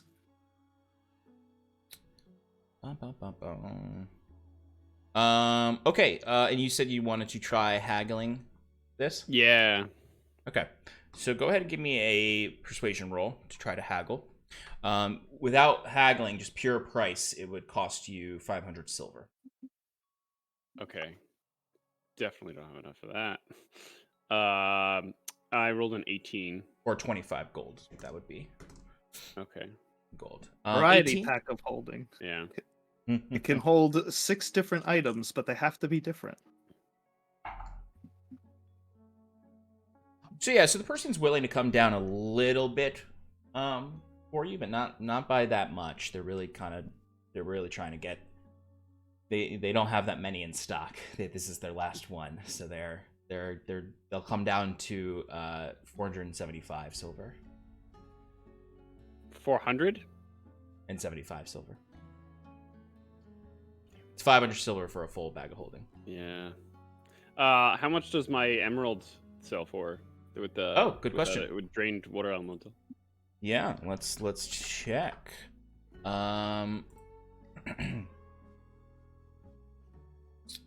So I would say the emerald is actually pretty good. You could get let me just roll something real quick. Yeah, you could get 250 silver for that emerald. All right. I'll sell that, and then for 275, you said? Or 270? It would be another 275 that you spend. Okay, so I'll do that. So that's 14 gold. How much gold is that? It would probably be 14 gold and 10 silver, I think. Let me just double, or 5 silver. Okay. Yeah, it would be. It's an awkward amount. It's I would say it's 13 gold Okay. and 7 silver. Okay. Awesome. Thank you, sir. No problem. Any other purchases, Bruce, before we move on to the next person? I think that's it. That's your lollipops in your bag of holding. Yeah, lollipops in my bag of holding. That's all I need in my life. Jacquet. So Jacquet's going to go to the stationery store Mhm. and purchase the components necessary for a forgery kit. That is easy enough to do. You can go to the Leave It to Me to do that, and that will altogether cost you 15 silver. All right, cool. And then going back to the alchemy shop, Jacquet would kind of look for the attendant that he had talked with last time and being like, yes, remember I'm still working on my guild certification. 2 flasks of alchemist fire, please. It's very useful for experiments. And he looks at you, and he's just sort of like, We don't have to RP it, but he's still properly miffed about doing this for you. Did I give you the guild rate last time, which was? I think just the standard amount. The standard instead rate, of, yeah. Oh, you're right. yeah. 'Cause yeah. So that would be 100 silver for 2. Right. Mm-hmm. Cool. Excellent. Anyone else for purchases? Casual shopping purchases? How much are potions of healing? Or minor Potions of healing. The minor potions of healing are 50 silver. I'm a broke boy. I hear you. Nothing. Never mind then. Okay. That's why I got to take this. This is the real reason you got to take the job from. Silver. Yeah. All right. So I think that settles all the shopping for downtime. You all can meet back up in the center square of Main Street to head over to the flea market. The Brigade Flea Market to go find our friend Raquel. We're all going there, correct? Yeah, is everyone coming? Yes. Yep. Yes. Okay. On the way there, Jesus, Septimus would approach Fyrin and just kind of quietly go like, "Listen, when we talk to Torcal, I know that you may have your misgivings about and suspicion of machines, but could you please, just for one sake, keep it discreet? I probably shouldn't have told many other people about the information he shared. I'm willing to be open and let you know about any of the information I find, but I don't want to ruin the sort of relationship I have with him." I'll keep my mouth shut for this one. It's appreciated. It's all right.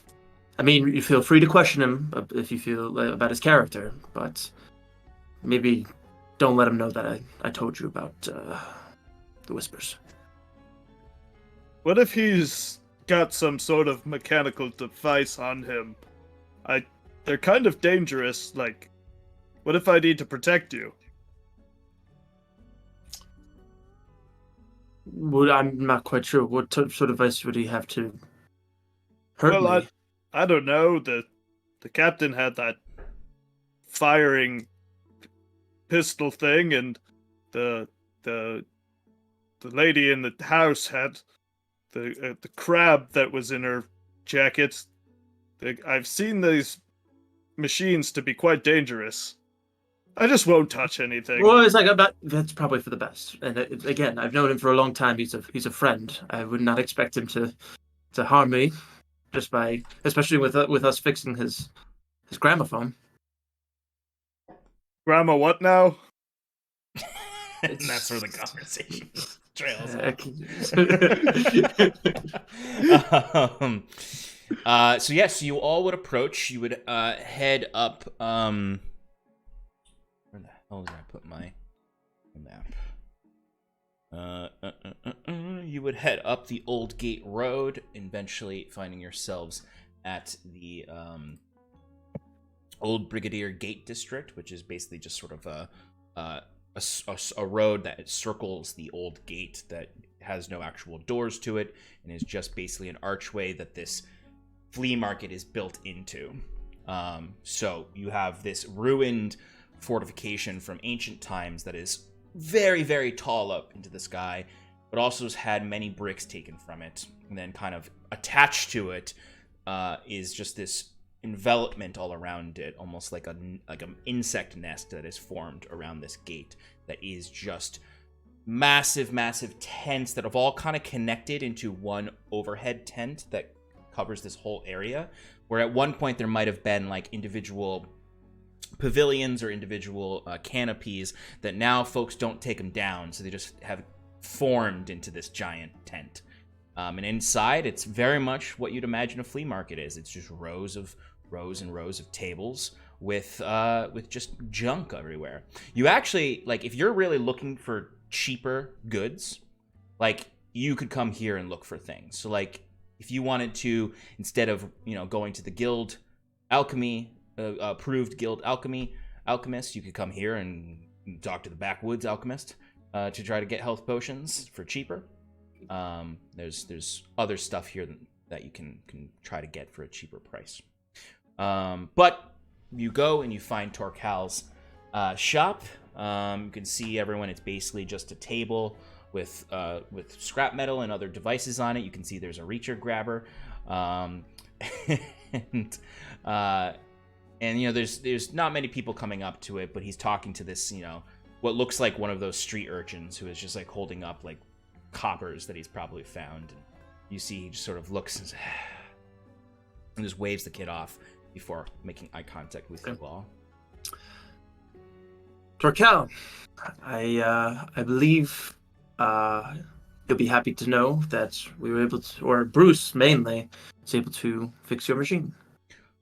Oh, excellent. All right, let's At bring least, it over. Yeah, I was like, at least we think we did, because unfortunately we didn't have, what was it, Bruce? The disc or a...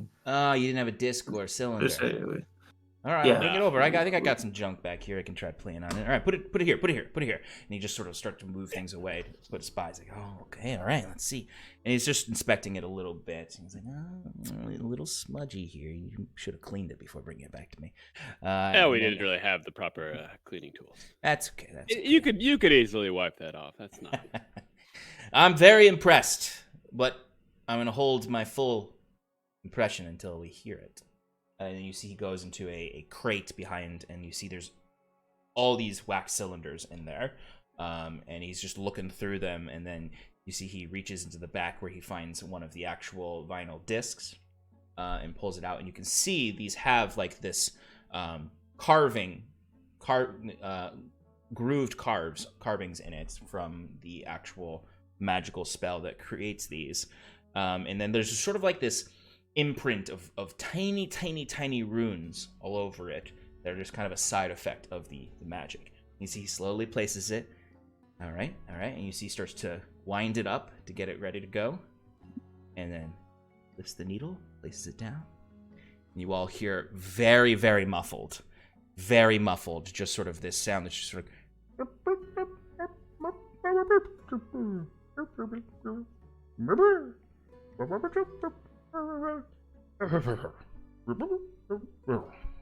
Oh, I love that song. It's not a song. Hold up. And he starts to tinker with it, and then it becomes a little bit clearer. Together. Do you know how to use this thing? I do. It's a very old discus.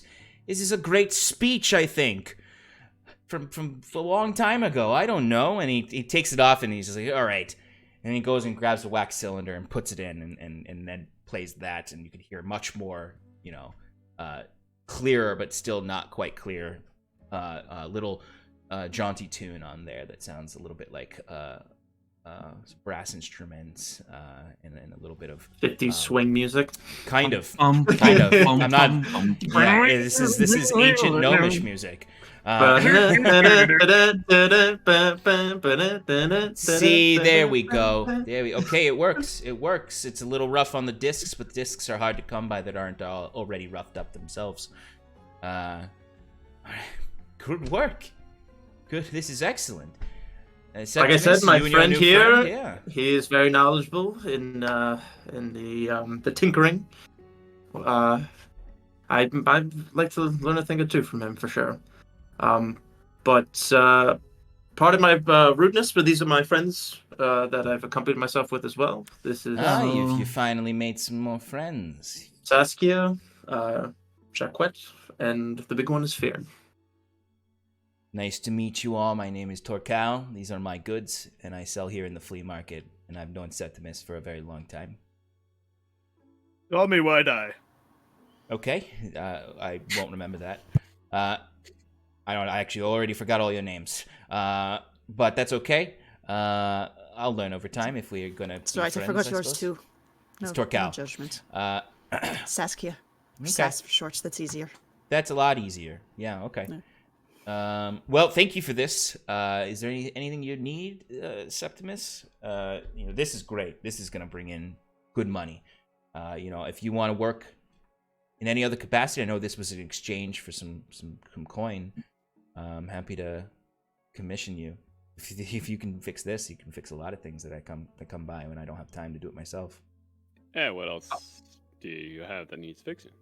I mean, yeah, anything else that you need fixing, I'd be happy to help if you're willing to pay. Yeah, I mean, And, I've got a shipment coming in soon from some scrappers over across the island, over in the Shallow's Gaunt.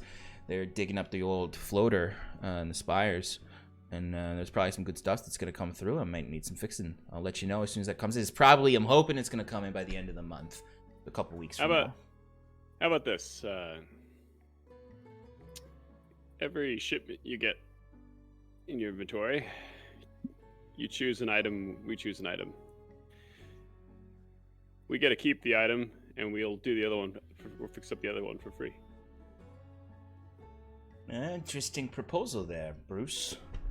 You got a real sales mind, it seems. You see Jacques has a little tear in his eyes. He's like, I'm so proud. I think we could probably make that arrangement. When I get in a shipment, I'll take a look at things. I will reserve the right to kind of select the library I show you for your choices. If there's something special in there that I don't want up for grabs, I might keep it off the docket from what I show you. But I think I can be amenable to that kind of discussion. Well, also, I mean, don't forget that I'll have a good idea of what the item is going to cost, too, that we're fixing up for you. That's true. So, you do have quite the knowledgeable mind there, my friend Bruce. So if you try to undercut us, make us. Undercut you? You're in a flea market, my friend. I know. But you're also trying to sell goods for an exuberant amount for what they're currently worth. So. Well, we are in farm country, so if they're both afraid of the machines, but also they're eager to get something to make them better at plowing dirt or something. I don't know. I know nothing about farming. Tool, make your life easier. Yeah, there you go. So it's you come back here on the 30th. Check in. If stuff comes in earlier, I can send another message over to the tavern you're staying at. We could do that, or Bruce. Do you still have any more of your cards that you gave to us before? That he can contact you? Oh yeah. Sorry, how rude of me. Bruce gets out one of his business cards and. Oh, fancy. Yeah, so you just write your message on the card here and burn it. It'll contact me. Bless you. Bless you. Thank you. Oh. That's a pretty nifty trick you've got there. This will go directly to you, the message. Like as if I was casting the sending spell. Well, it's exactly once. like that. That's pretty nifty. It's pretty nifty. If I ever get any shipments of actual sending stones, I'll let you know. But yeah, this works. Great. Good card. You got a good relationship with a print shop somewhere in local, or was this from Halcyon? This is from Halcyon. Damn, there's no good print shop. Not that I I know haven't of. found any either. Yeah. Let me know if you Sometimes I want to kick the door down in the Hyvin Times and be like, hey, I want to use your shit. Yeah. But yeah, they got a good price there. Anyway, well, this was a lovely visit. Anything else I can help you with? And as of now, don't have the coin probably to buy anything new. So if you come across anything that we can help for exchange for coin, then we'll be in touch. Absolutely. Yeah, no, I'll let you know, and stop by again, and then you see in like mid sentence he grabs the reacher grabber and smacks it over at a random spot at the table, where you can see he's just struck the hand of that little street urchin who was trying to steal a gadget off of the table. He's like, not today, Ricky, not today. Get out of here. Go bother the other tables. Well, I can see you have your hands full, so we'll let you get on for the day. Good Yeah. use for that reacher grabber. You see, he's just sort of like, as he's saying goodbye, he's just squeezing it, and the reacher grabber's just opening and closing. I will admit, this was, didn't think this would be as great of a purchase as it was, but thank you for bringing this. So you think it's quite durable? It is. You were right. And it hurts when it strikes thieving fingers. Well, anyway. At least you're getting some use out of it. Yes. Well, thank you again, Septimus, and stay safe out there. Same to you. Nice to meet you. Fear's gonna just like whisper into his ear. You want to talk to him about the murders? Oh, there was something I actually did want to come across here, since you see some interesting characters in town. We were looking for. You've seen a very proper-looking dragonborn. There's some information we wanted to kind of talk to him about. We know he's at the Hyvin Times up in the Admiralty Court. We have that information. Oh, well then, I was thought mistaken. you and Jacques kind of leans him over. He's like, I thought you were going to ask him about Machina's Whisper. Wasn't this your contact? I already have the contact. I don't need to talk to him again about it. Oh, Very my rude to whisper in apologies. front of someone. I'll yeah, cover it well, up as they're whispering and just be like, so, what's your favorite item that you got? As they're being very obvious. Favorite item? I mean, it's all kind of junk. I mean, I look truthfully, over- the I'm not really gramophone is listening. the gramophone is my favorite item. You know, Wonderful, thank you. understand, and he kind of like looking at your face. He's Yeah. waving his hand. He's like, I think we're all set. Have a good afternoon, Torquay. who here speaks Elvish? Me.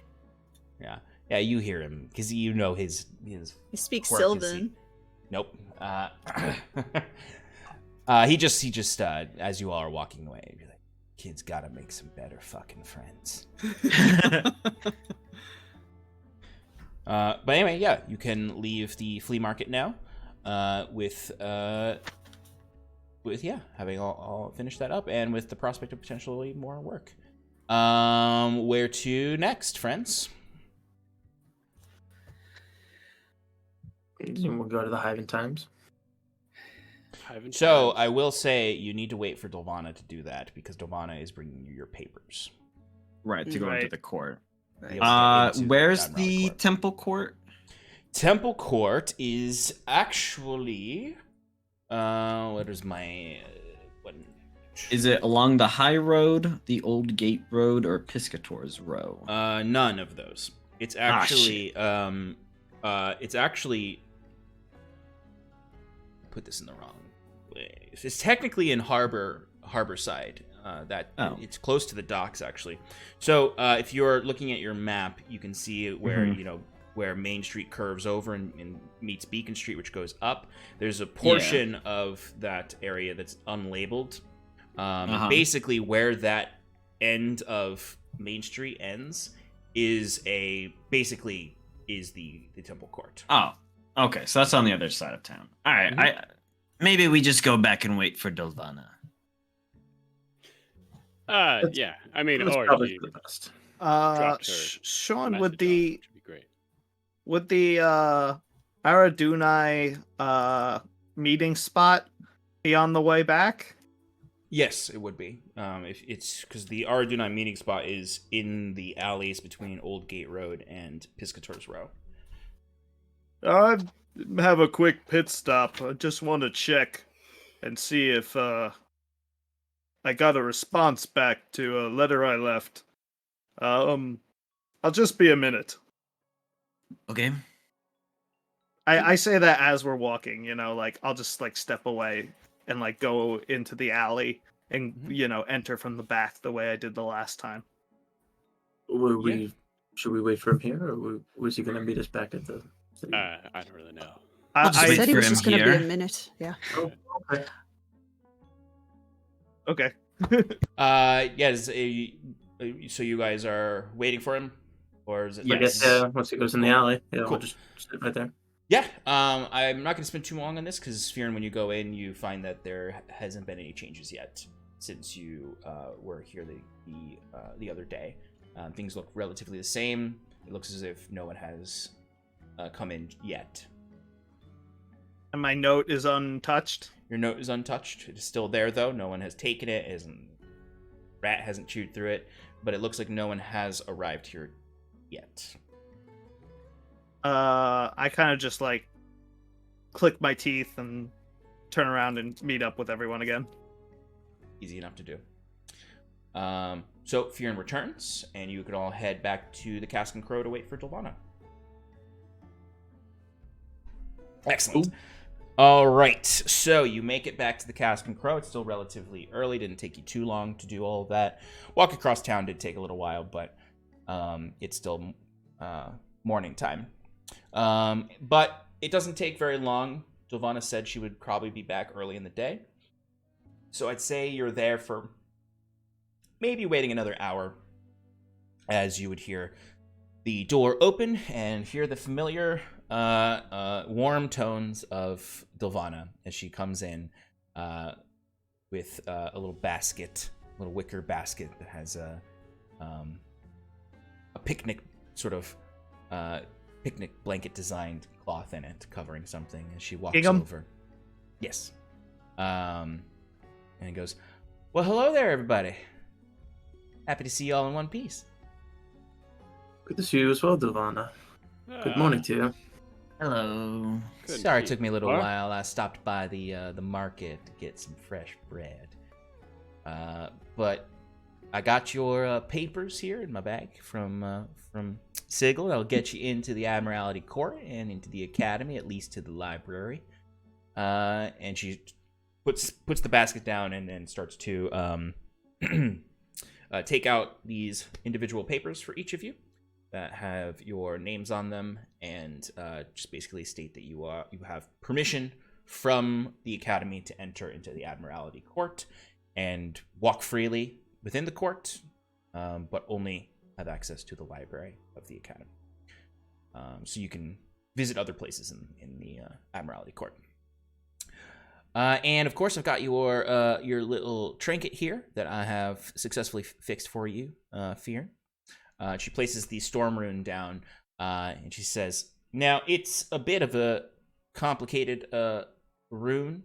I have been able to fix it to the degree of its base item form. That is what it was and what it was used for by your raccoon shaman. And essentially, it's got a little bit of juice in it, but it's not permanent. It will provide you with what one might call a charge a day. Well, really just one charge that will imbue you with storm magic for 1 minute. During that 1 minute, you will have somewhat of a ability to have premonitions of sorts, and you will have advantage, one might say, on things you do for that 1 minute. Particularly, one might say, when you're fighting or trying to survive things, save your own life with some kind of throw, and generally help you out in a tight squeeze. Now, it only has one charge on it, but it can be endlessly repaired, and I can keep repairing it for you. Or, if you leave it with me longer and pay a little bit more for me to research and get some goods, I can make it permanent for you. Well, I think we're trying to stay away from the violence for a while, so it might be better if you just held on to it. What kind of payment are you thinking? Well, that's a bigger endeavor to turn this into a permanent rune as opposed to one that breaks every time you use it. we're looking at a significant cost of research materials and research time that I'd have to calculate, but it's probably looking like somewhere in the several hundred, possibly up to 1,000 silver. Well, I'm not made of money, Delvana. Sorry. Understandable. All I'm saying is, at any point, if you do find yourself lucky enough to have won such a fortune, I can do that for you. Otherwise, you can bring it back to me whenever you're done using it, and I can repair it for you, get you that charge back. That won't cost you nearly as much. How much was the repair, Sean? I can't remember. It was like a couple silver, or it was expensive though. It was a little more expensive than that. That was repairing it from its current state. Just to restore the charge would probably run you like 10 silver each time. All right. Well, it'll be good if I'm in a pinch. Thanks, Delvana. Not a problem. Happy to help. Alrighty. Now, you have your papers. You got your trinket. I did hear that Mr. Sigel did say he may have a job for you. That actually will probably, if you're willing to take it, might take you out of town for a little bit. But he'd be willing to talk to you about that if you stop by his office sometime today, or this week, really. So, any idea of what the nature of it may be? I heard it had something to do with an issue going on out in the country. Not in our neighborhood, but deeper out into the farmlands, closer to Billowgrass. Something to do with a elemental sickness going on in the residence there. Folks are just getting sick, and it seems to have some elemental nature to it. And he was just looking if you all could investigate it a little bit and gather some information, take some testimonials, find out what's going on, bring it back to him. If possible, if you've got an opportunity to fix things up there, then take it. But he expects it's more of an investigation than anything else. Well, I guess we'll have to talk to him. The place you mentioned, Sean, how far away of a travel is that? Billowgrass. I guess Septimus should probably know that. You would know, yeah. Billowgrass is like your farmstead is 2 days out from the city. Billowgrass is probably another 2 or 3 more days out. So 4 or 5 days travel. Okay. Well, we have a couple things to do, I think, in town for now, but in the event we need to part ways from here, then we can talk to him first, and we'll see if it's anything urgent.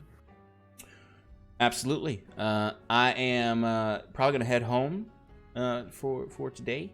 Been a little too much city time for me.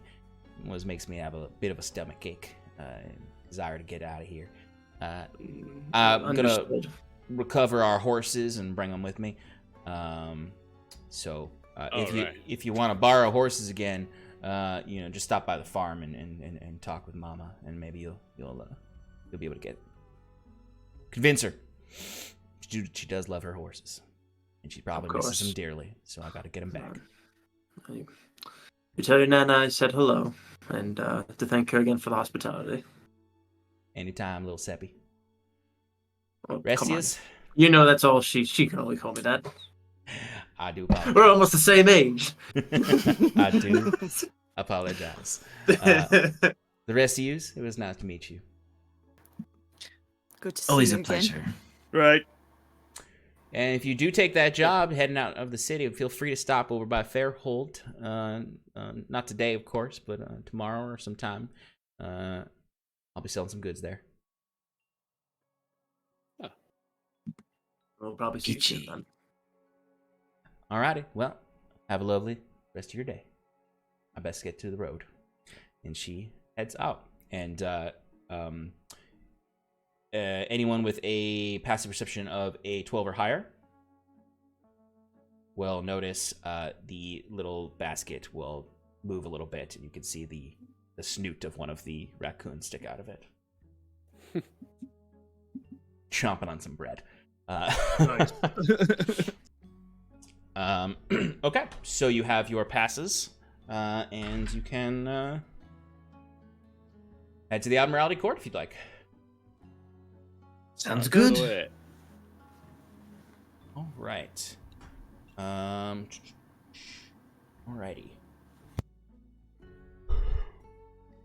I know we took a mini break when Mike came in, but I think we're going to take another mini break and then come back in 5 minutes just because I need to use the restroom.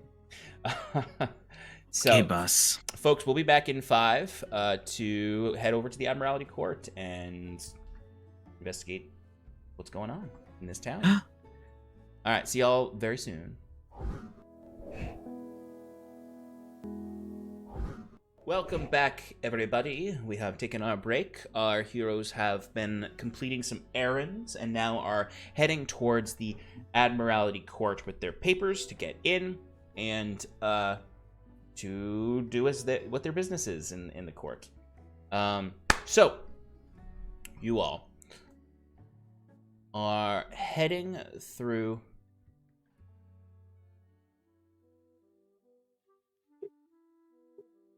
You head up the high road towards the causeway that you know leads up to the Admiralty Court on its plateau above the city on what is, truthfully, the city is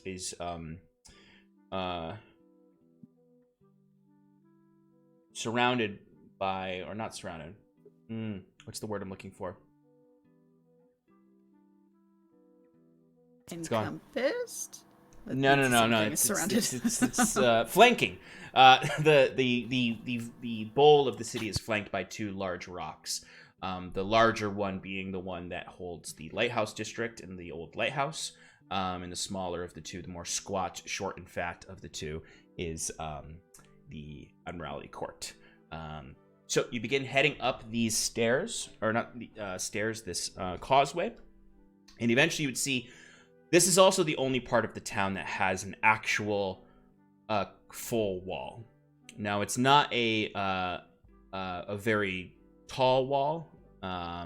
It's actually rather short and more thick.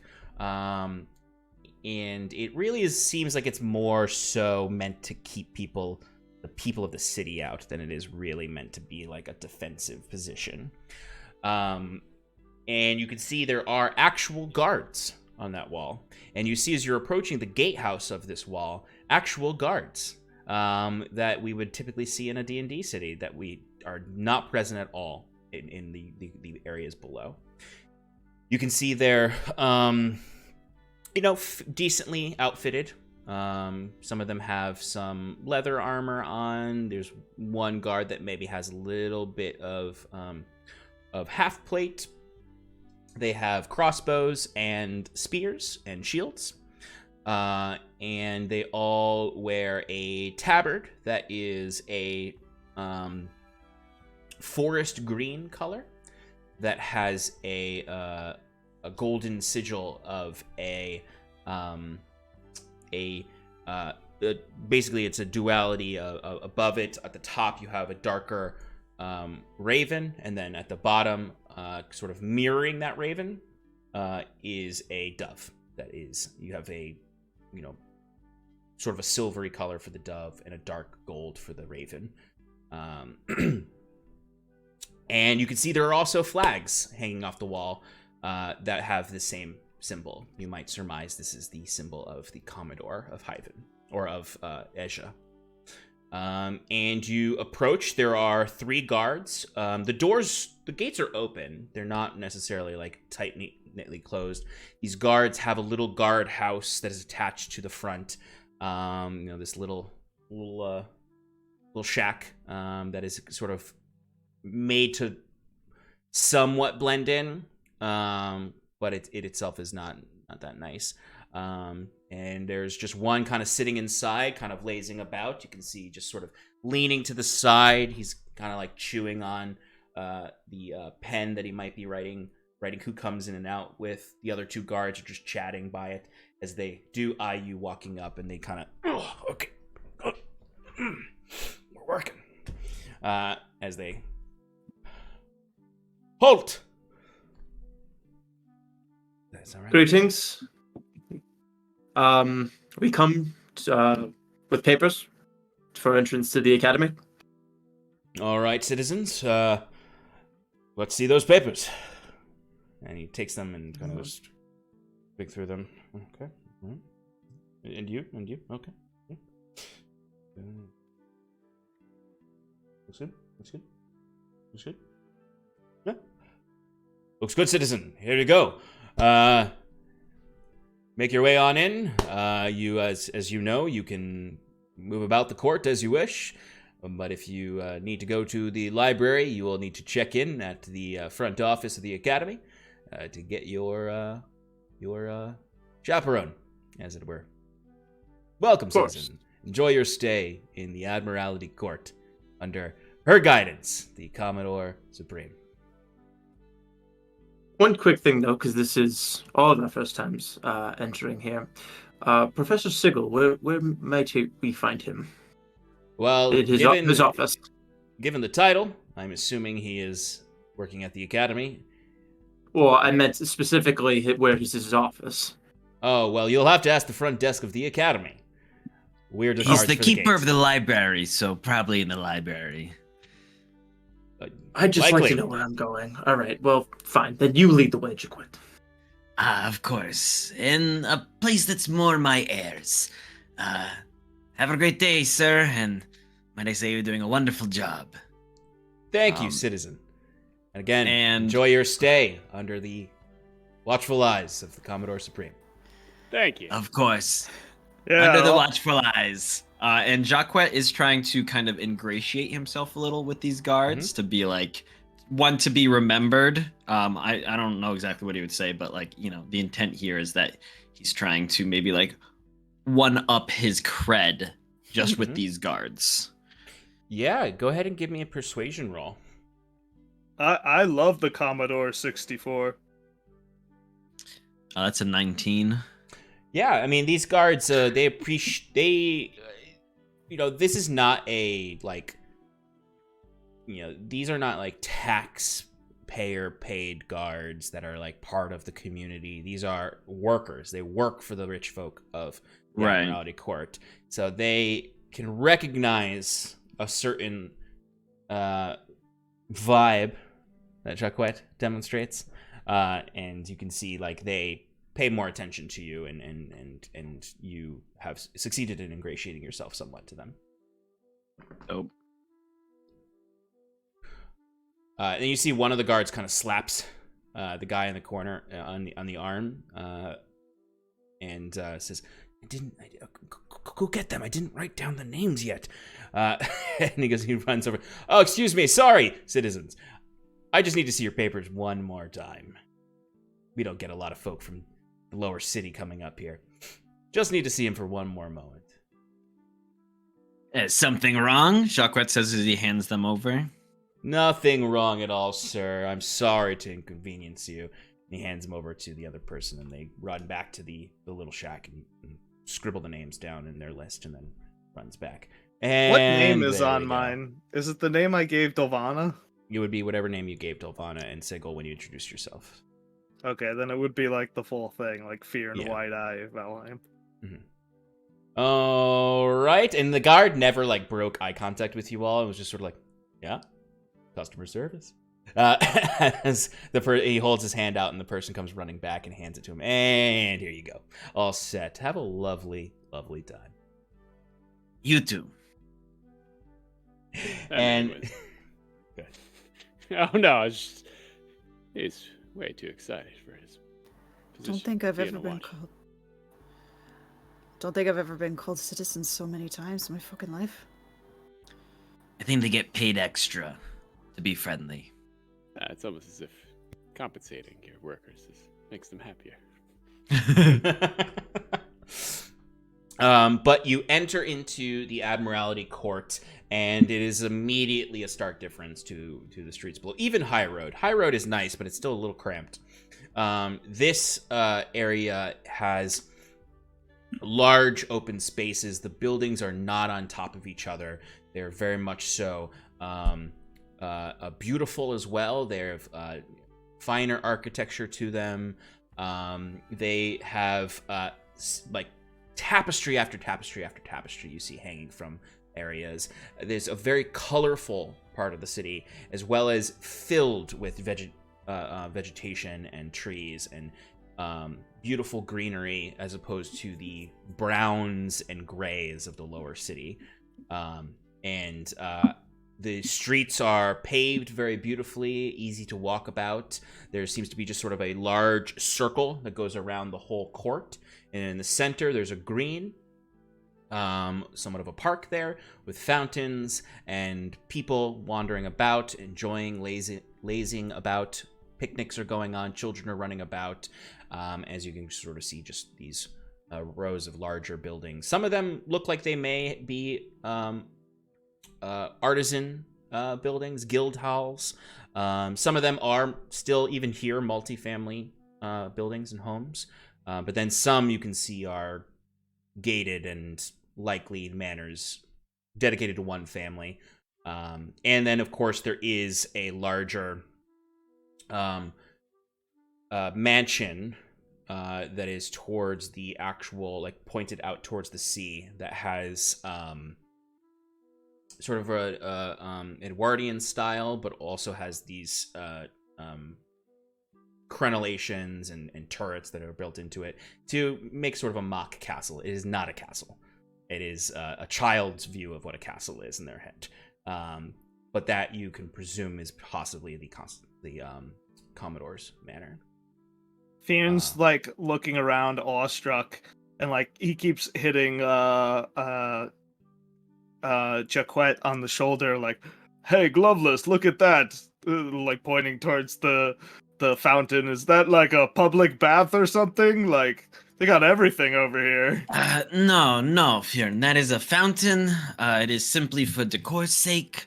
Yeah, this is quite nice, actually. Who's decor? Can I use his bath? No, decor is a word that means something to decorate a space.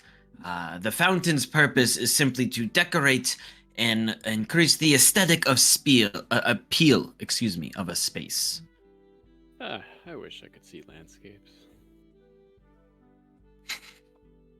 Yes, that really sucks, doesn't it? Sad. Yeah, everything I just described is a messy blur of colors and green and Sass is walking next to Bruce and describing everything for him. One day, mark my words, friend, one day we'll rule this place. Or at least be a part of it. Do you just want the fountain? Tell me the truth. No, I want do. the grandeur. I want it all. Even the kitty castle, as Saskia put it. I hate But it was her words. I don't know what. looking about, does there seem to be an academy area that we Yes. can head towards? Yes, you would notice that whereas the Commodore's manor looks out at the sea, on the opposite side of the Admiralty Court, you can see tucked in the northern corner is the Academy building that you would notice is different from everything else because it has these sort of towers on the grounds. And you can notice one particularly is a observatory that you can see a large telescope sticking out of. And it has its own sort of wrought iron fence separating it from the rest of the courtyard of the court. And yeah, easily enough, you can identify that as the Academy. Okay, so we head towards there. Okay. And you can also generally, as you're walking about, you can notice that there is somewhat of a separation of like the southern portion, the southern half of the circle road that goes through is looks largely residential. While the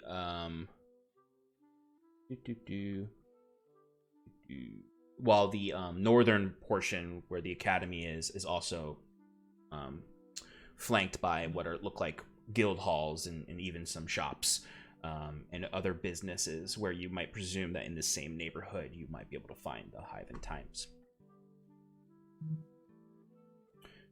So what are we doing first? Are we going to the professor, or are we going to the Times? Our priority, I think, is to meet up with Sigil, Sigil. Wriggle, McFigglestein. Suppose it'd be beneficial to hear him out and whatever his proposition is, and then with all the information that we have in front of us, we can decide our best course of action after. Exactly. All right. All right, so you're heading off to the academy. So the academy is, Hyvin is a prominent city in Asia. It's probably the largest city in Asia, but it's a relatively small city compared to, say, the capital or something from or Halcyon. So the academy is not massive. It seems like it has its outer perimeter that is the wrought iron fence. Inside there is the observatory building. You are going to be going through the main entrance, which is sort of its own sort of gatehouse that also has a larger structure to it, where you might find the front office, so to speak. And then there are other buildings throughout that are probably separated into the particular studies, the particular colleges, the particular classrooms. If we're thinking about campus size, we're thinking of like a very small university, maybe even a community college size. But you can walk right in. I mean, there's guards there, you do notice, that are in the same outfitting. It looks like all the guards here are on the dime of the Commodore, or at least the Commodore and anyone else that she has brought in to help pay for it from this part of town.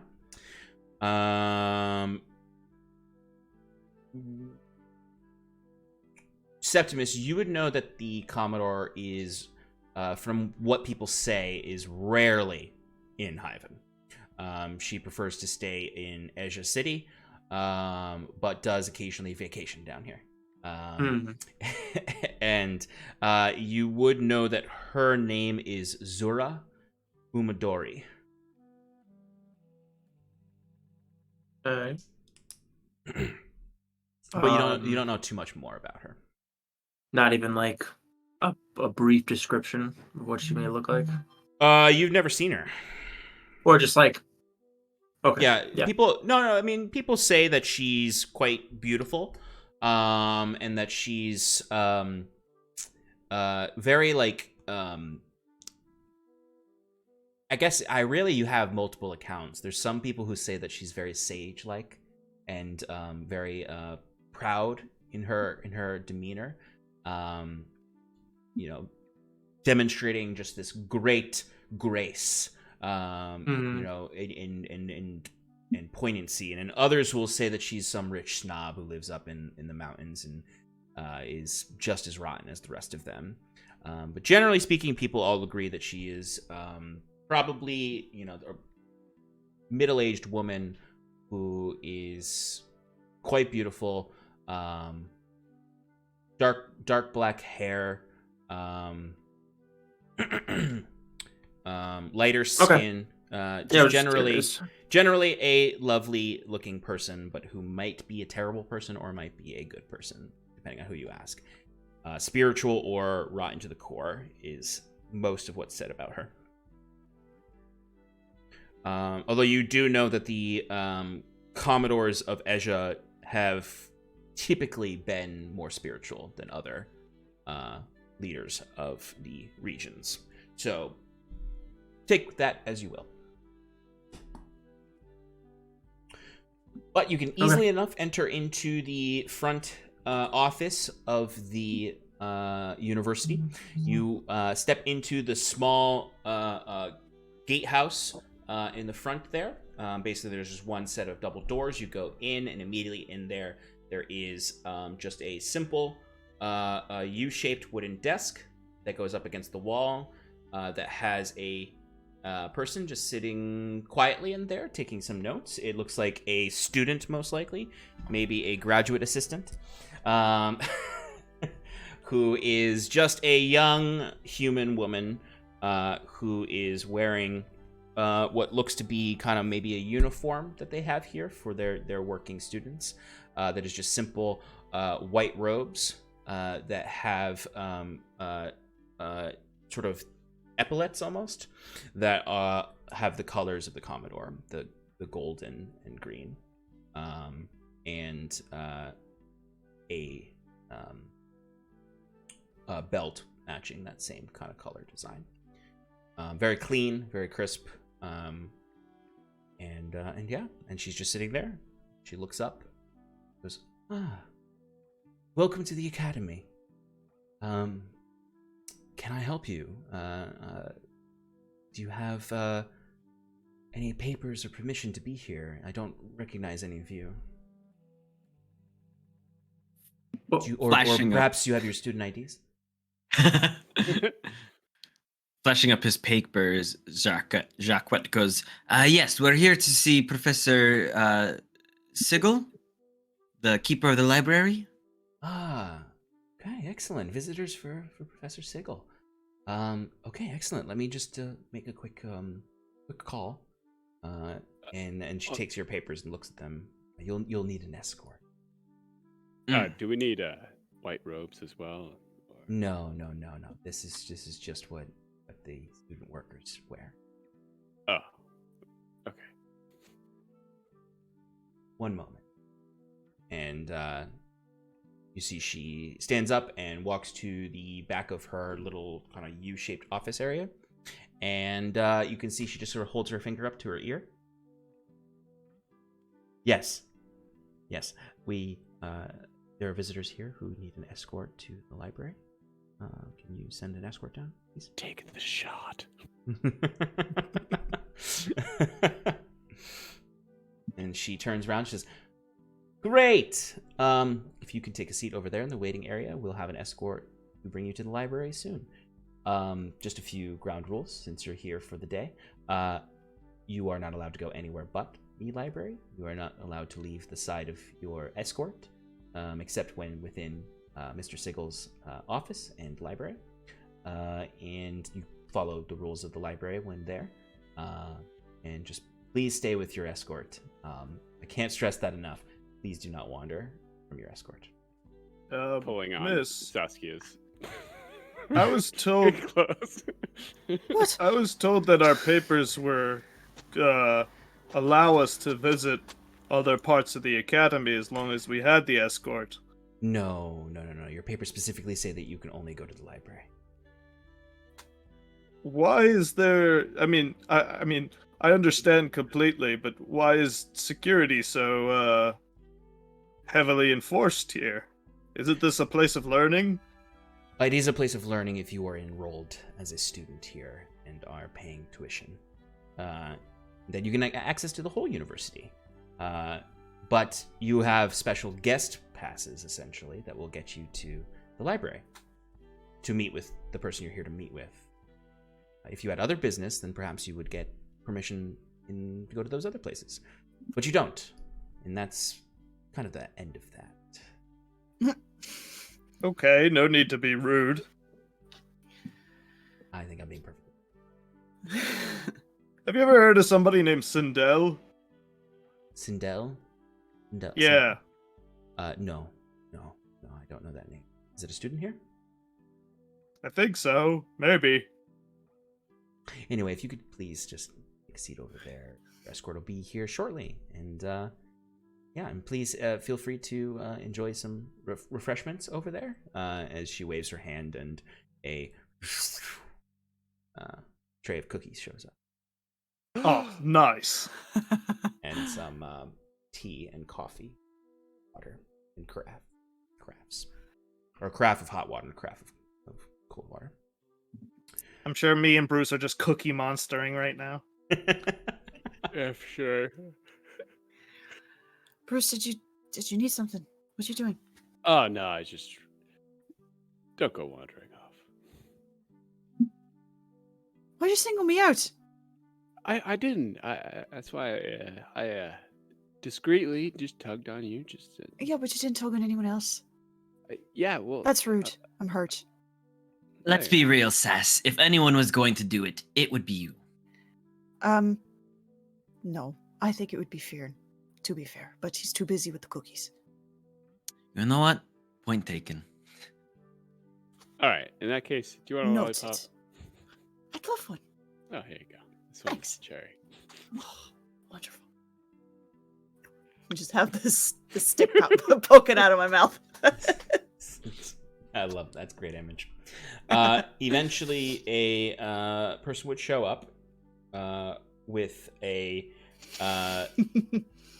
nicer I robes. just see you looking at the card. Nicer robes that are purple and kind of a charcoal gray, with some dark gold trim to them, with some runes on them. They have a hood up. They have long, very thin, but very thin, white hair, with a very pale face that is fairly rigid and angular, with androgynous features. Their skin, though, is almost has a very dim radiance to it, and then their eyes don't glow, but it almost looks like there's an unnatural pinpoint of light in their pupils. Kind of reflective. Yeah, exactly. That you would mistake for just general reflection of the lights around, but is no matter where they're standing or what shadow they're in, there's this small pinpoint of silvery light inside their eyes. As they step up and look, they have their kind of hands tucked in their robe, and they look to you all. Go. I suppose you all are here to see Sigil. I will be your escort. I'm fighting every urge to imitate the way that they talk.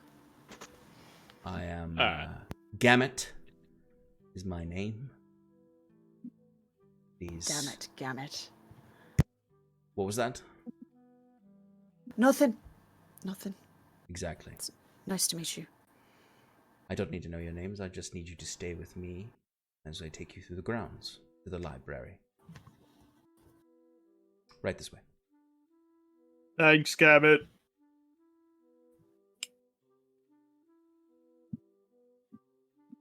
It's very businessy here. Everybody's just seems a little uptight. Fear, you can think these things. You don't need to say them out loud. We're all thinking it. It's nothing like the universities back in Parathris. Oh, no.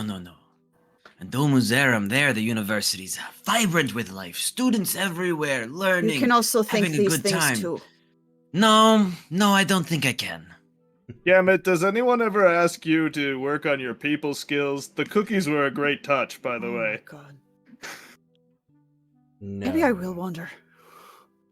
Do not wander. I was joking. It was a test. You passed. Right this way, down these steps. And he leads you not sake. out of this office, but into the basement of this office. Oh. I don't like it here. I say to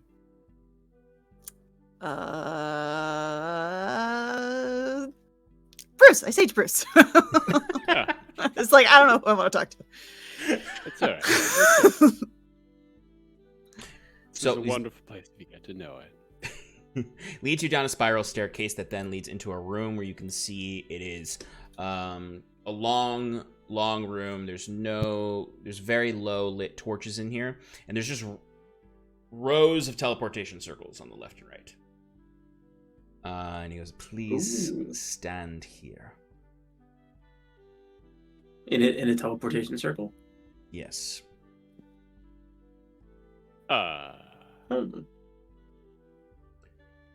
Everyone, please, onto the circle. What is this? What is this? You first. Oh my god! Jacquette's on Come the on. circle. Yeah, so am I. Let's go. All right. Okay. All right. Right then. And you Your see friend jumps off the bridge.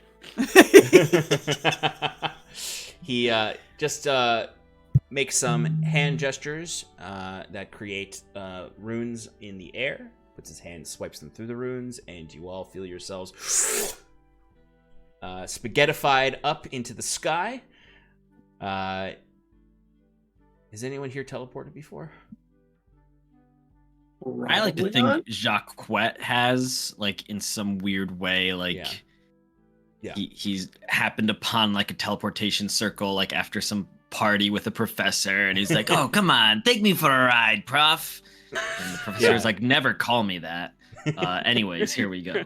I mean, there is magic wielders up north, so maybe I probably heard of them. Yeah. Jacquet, Is it I'd like say Misty you're Step? probably... kind of, but this one would be like Misty Step times 10. Okay. So Jacquet and Sass would probably be the most comfortable with this. Jacquet, this is like kind of also a similar feeling to when you were in the sky ship and it was making its jumps. Yeah. So I would say everyone give me a Constitution saving throw. Sass and Jacquet have advantage. You're muted. Bruce actually might too. Sorry. Oh, actually, Bruce, yeah, you have advantage too, I'll say. Natural 20. Oh, hell yeah. 17. 16. 23.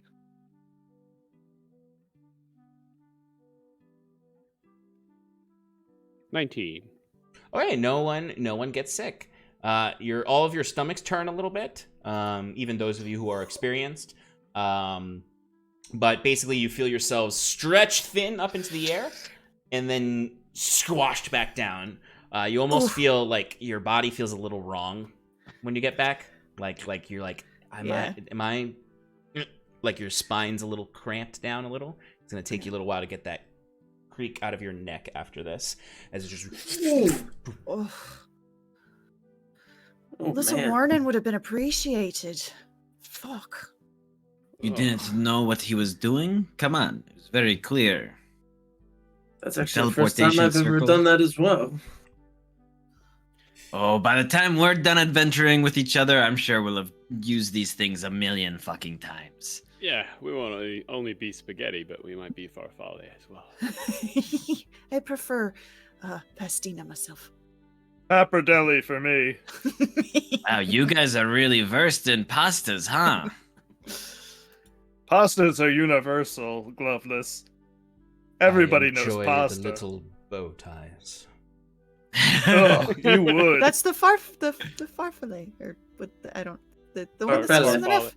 It's farfalle. Yeah, farfalle. Butterflies. Flafalina. This way, and he leads you up another set of spiral stairs into the actual library building. Now, we can walk on campus, of course, but I thought this more prudent given your jokes about wandering. Right this way. And you can see now, like you're in the main vestibule, and you can see out these large windows of the library, an actual vibrant campus where there are students wandering about. All they are just very, very exclusionary here. Yeah. So if you're in, you're in. If you're not, you're not. And What are the age of the students that we see around? Do they look like they're like any age? Like this is not like I finished high school and I go to Magic Academy. It's like Right. I saved up the money and I'm 45 and I've traveled across the islands to get here, and I've enrolled. Like the students, there's no standard age. Now, granted, there's probably a lot of rich. I was gonna say kids. 12-year-olds. Yeah, no, there's no. You do have to be an adult to learn here. But unless there are special adolescent programs, especially for those born with the sorcerer's bloodline or anything like that they do have here. But you have to be usually the kid of a rich parent or someone who has a extensive scholarship to be a kid here. Anyway, he points towards a large set of double doors at the end of this vestibule. You're basically in an area that just has kind of like these tall pillars and is where there's all this open glass, though like more of a promenade area. There is a kind of front desk area, but you don't have to interact there. You walk past, and he points you towards these double doors, and he says, Professor Sigel's office and library await you across that vestibule, that threshold. And these are You're not going to escort us there. I will wait for you out here for when you are done. Oh, but you don't have to escort us in? No. Much appreciated, Gamut. Jacquet walks towards Sigils. Oh, And then do you I'm think when we're wondering- done... I'm going aside. Would I by chance get a chance to ponder through the library itself? You have access to the library. Professor Sigil will likely allow you to peruse, if he so wishes, but it is up to him as the head librarian and curator. Perfect. Okay. Do I have to hold her? No. She will I'm just behave. teasing, fuck. She also could easily get away from you, so... I don't believe That's I could.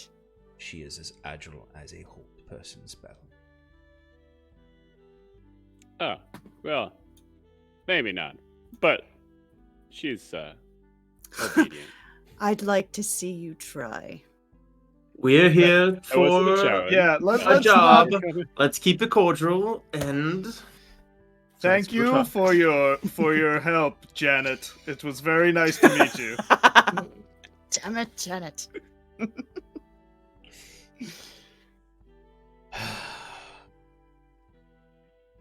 And this person seems like he just went into like deactivated mode, like sleep mode. Like as soon as you just sort of like content with just disassociating until you return. But you walk towards these doors, and I say tall, I mean they're from floor to ceiling, and these are very vaulted ceilings. You're looking at like a 50-foot tall door that, as you approach it, just opens up. And when you look inside of this library, it looks impossibly large. Like, it doesn't look like it fits in the building that you actually are walking in. You step in and you see vast bookshelves that go up just as high as that door does, 50 feet up, all the way up. And then even when you look at the ceiling, you're like, I can't tell if it actually stops there or if it goes up into what is dark at the ceiling. And the rows feel like they go forever and beyond your horizon in this space. And it's just row after row after row all around, with just light coming from below. Yeah, Jaquette. Can I make either a insight or perception check to tell if this is not quote reality as we would expect it? Like, if this is like a pocket dimension, or is somehow being made to be larger than it actually is? Yeah, I would say you can do either insight or arcana. Insight will be will be a little higher DC versus arcana, Sure. But you could do either. All right, that's a 13 on insight. So Yeah, so I mean, it's whatever you think Jaquette would assume it is. Like, Okay. he doesn't know for sure. It definitely Yeah. seems off. Like, no matter what, like, you don't need too high of a roll to know it's off. But it's Jaquette's imagination is where you can go with that. gotcha. Okay. There are similarly like stacks of books everywhere. For as formal as Sigil was when you met him and put together, like, his library is not put together. Like, this place is atrociously curated. Like, there are piles of books all over the place, stacks of books that are taller than all of you. that are just completely. This is like going to a used bookstore in the hole in the wall, except it's the size of a football stadium. And there are just sort of these candles kind of floating throughout the hallways of bookshelves. And you can see as soon as you all step in past the threshold, the doors, and you can see about 150 feet in to the central aisle, a light just goes on, and you can see there is a sigil just standing there, waiting for you. You can enter in and walk amongst these insanely vast halls. Yes. Hello. There is an echo in here. I love that effect. It's Now batting, Mike Is that- Piazza. Sigil We shouts got your message. Sigil shouts from deep in the hall. Hey, are you gonna walk here? Are you coming? Do we? We're all just standing here. From far, he just shouts, apologies for the mess. Yeah. Come along. It's not too far to my office. All right. I should put on like I can't find Some it. tunes. You'd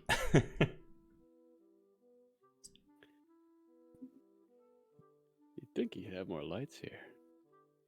You see, time passes away so quickly. I've forgotten somewhat our arrangement. Please join me. You forgot to fill the lanterns with oil, I guess, too. And as you get closer, you would see like more lights come on. That leads over to an area. It's strange. There's no, like I said already, there's no sense to this place a little bit. As you can see, a light turns on, and there's just sort of this vast stone pillar that comes down that then has a door on it of like mahogany. It has a gold plate on it that just says Professor Sigil. And it just opens, the door opens up into this actual pillar that leads into a circular room that has much quainter, smaller, actual manageable bookshelf sizes, a small desk, and a small cot, really. Is the office the same? Like, does it look like the office would fit in this pillar that's just ascended? No. Okay, cool. Yeah, like this one is even clearer, like manipulation. Yeah, at this point, Bruce would be like, all right, what the fuck? yeah. The magical guy from the magical construction company would definitely be like, this is not up to code. Yeah. Where are we? What is this place? This doesn't follow normal rules of the primal plane. Quite impressive. Yes, sorry about that. I suppose I should have prepared you or explained. You know, you spend many years gathering knowledge, tend to run out of space and need to create space where there's, well, not space. It's been a long time, the construction of this library, and it is, as you can see, still incomplete. Wow. It is impressive. But for now, we were told that you had possibly some work for us. Oh, yes, of course. I'd nearly forgotten. Yes, Dulvana spoke to you, right, about some of the details? She mentioned that there was some elemental mishappings or trouble And out it in the was, farm, in the countryside. Yes, that is correct. To what nature are these people affected? they acting erratically in like a loss of their faculties, or is it more like a physical sickness? More the first option. They grow erratic, somewhat like your raccoon friends.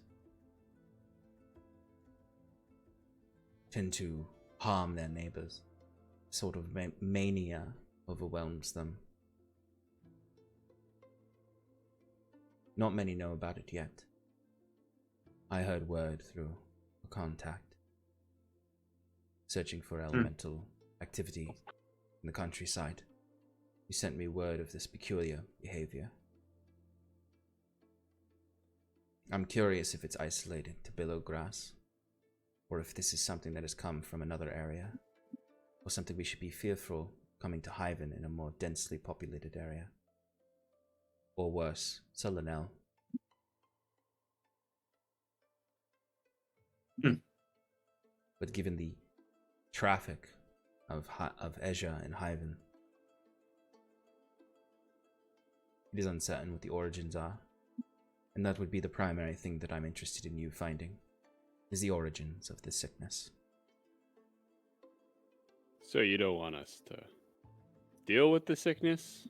If you see a viable means of dealing with it, then by all means, and I can compensate you further for that, but for our current arrangement, I just need you to find out the origins of it. Why are these people growing sick? Why are they behaving so erratically?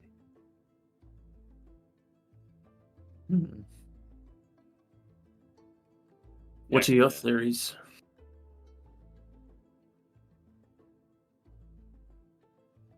Well, I don't suppose these people are wandering off into the woods and ingesting Vescent blots like our raccoon friends. But there could be other nefarious machinations at play. Something to do with supply chains, food. We witnessed a Vescent fall on your property, Septimus, that resulted in infection of the raccoons. As I've said, or I believe I said, the Vescent falls are rare and hardly happen over land. But I suppose if a Vescent blot were to infect a food supply by dying and collapsing in a field before anyone could notice, one possible hypothesis. The other could be related to industrial pollution, the miasma of magic that can spew out from certain endeavors, locked away elementals, or even airships flying over. Though there hasn't been an airship flying over in quite some time. I'm sure you've read about it in the paper. Read about it, experienced it.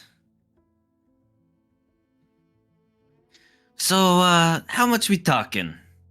Get down to brass tacks, huh? Yes, man of business. Well, I can offer certain accommodations. An allowance of coin you pay for the journey.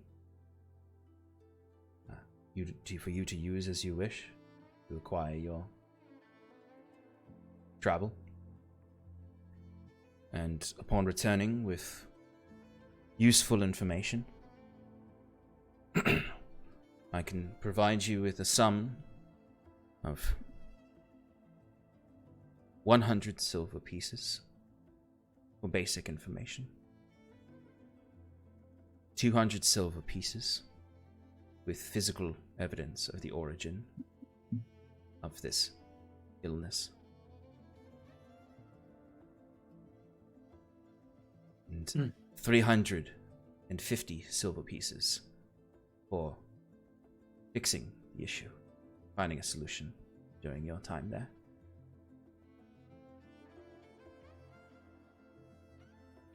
Now I'm not really one for, healing people medically, and I don't really think anybody else is here. I'm just gonna jump to that conclusion. Do you have any books or anything that give us any sort of information on curing of diseases or? I'm certain there's something amongst these halls that could help you here on magical sicknesses. Are these books available for renting or? You can read any of these texts while you are here residing on the university property. They don't leave the university property. All right. Do you mind if we spend some time here and gather some information? Looking at the group. I can Fine by allot me. some access, yes, here.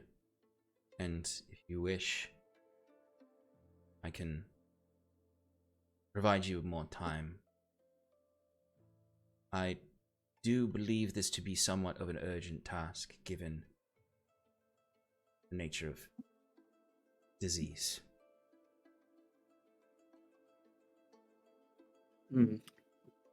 But I can help you in this matter. I can use some of my magic to provide you more time to read. Oh. Only 2 of you. But I can offer you an extension of your time. Wait, can you unpack that a little bit? There are private what rooms exactly do in you this mean? library that will extend your minutes into hours. So A hyperbolic study chamber, Sean? that's possible. You can't. You're creating time for an We are individual. stretching time for an individual. My God. You are able to do that here. There are certain chambers that I have experimented with to create a relevant time. That I must see. You can't spend too long in them unless you risk breaking your mind. I mean, any sort of exposure to it, I'd be willing to still look at that. It sounds fascinating. Yeah. Time will pass for you anyway in there. Your hours are hours, so they are minutes for the rest of us. Huh. Hence why you should not spend time changing, given your mortal proclivities. Is there any sort of procedure for getting out or back into? I'll call this the normal time. It is Standard time. a spatial anomaly. You walk in, your time changes. From our perspective, you will have frozen at the doorway. Yeah, but so like the transition, like for example, scuba divers have to slowly make their way back up to the surface because of the pressure differentials. It's You want to any avoid sort the of- bends. right. Yes, yes. Time-space bends are a concern. When you Is come, there some sort of temporal safe word? there's a emergency lever inside in case you become overwhelmed or suffer mania or a dysfunctional break from time and space. These are quite ingenious developments. They've come over from Glenvalier. Work developed by one at the Kirasri Academy there.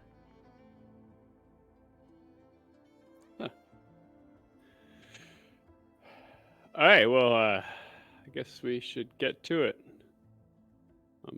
Really want to see this thing. Same here. The two of you then will enter the chamber. Yeah. I had a quick question, but I guess it can wait. Well, while they study, we can speak further about the assignment with the three of you out here. I will acquire texts that seem relevant to magical sickness.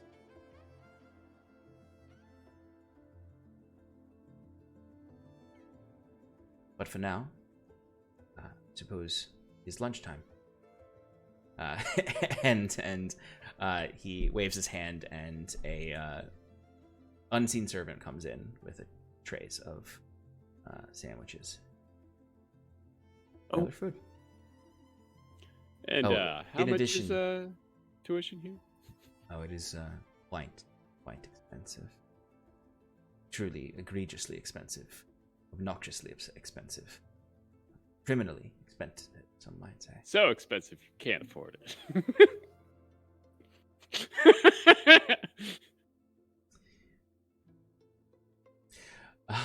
And Sorry. with tea time lunch coming, that is where we're going to end tonight, as it is almost 10 o'clock. Yeah. Certain foremost mind in Dunamantic magic at the academies in Glenflair developed these. Some say he's kind of gross looking, like a dead man. Anyway, that's it for tonight, folks. Thank you for hanging out with us in Paradise as our heroes finished some errands today and then met with their patron of sorts and have a quest. And there's more to do. We'll jump back in next week to keep unraveling more. We're gonna send a raid on over to someone in the community. Let me see who's online. We'll send a raid on over to... I'm not seeing too many on right now. Let's send one over to Valor Studios. All right, folks. We will hopefully see you next week. There is going to be Relaxing in Paradise this Wednesday, where I'm going to finish painting these little dudes up. We got our Bruce here. Oh, my cute. God, why can't I get? Oh, love him. He just needs some detail work on him.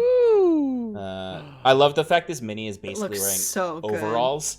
Yeah. Yeah. Yes. Those contrast paints work real nice. Yeah. They are Those are so lovely. We're gonna be doing Sass here. Oh boy. Get the colors on, and then we'll do Fear, and then we'll do detail work on y'all.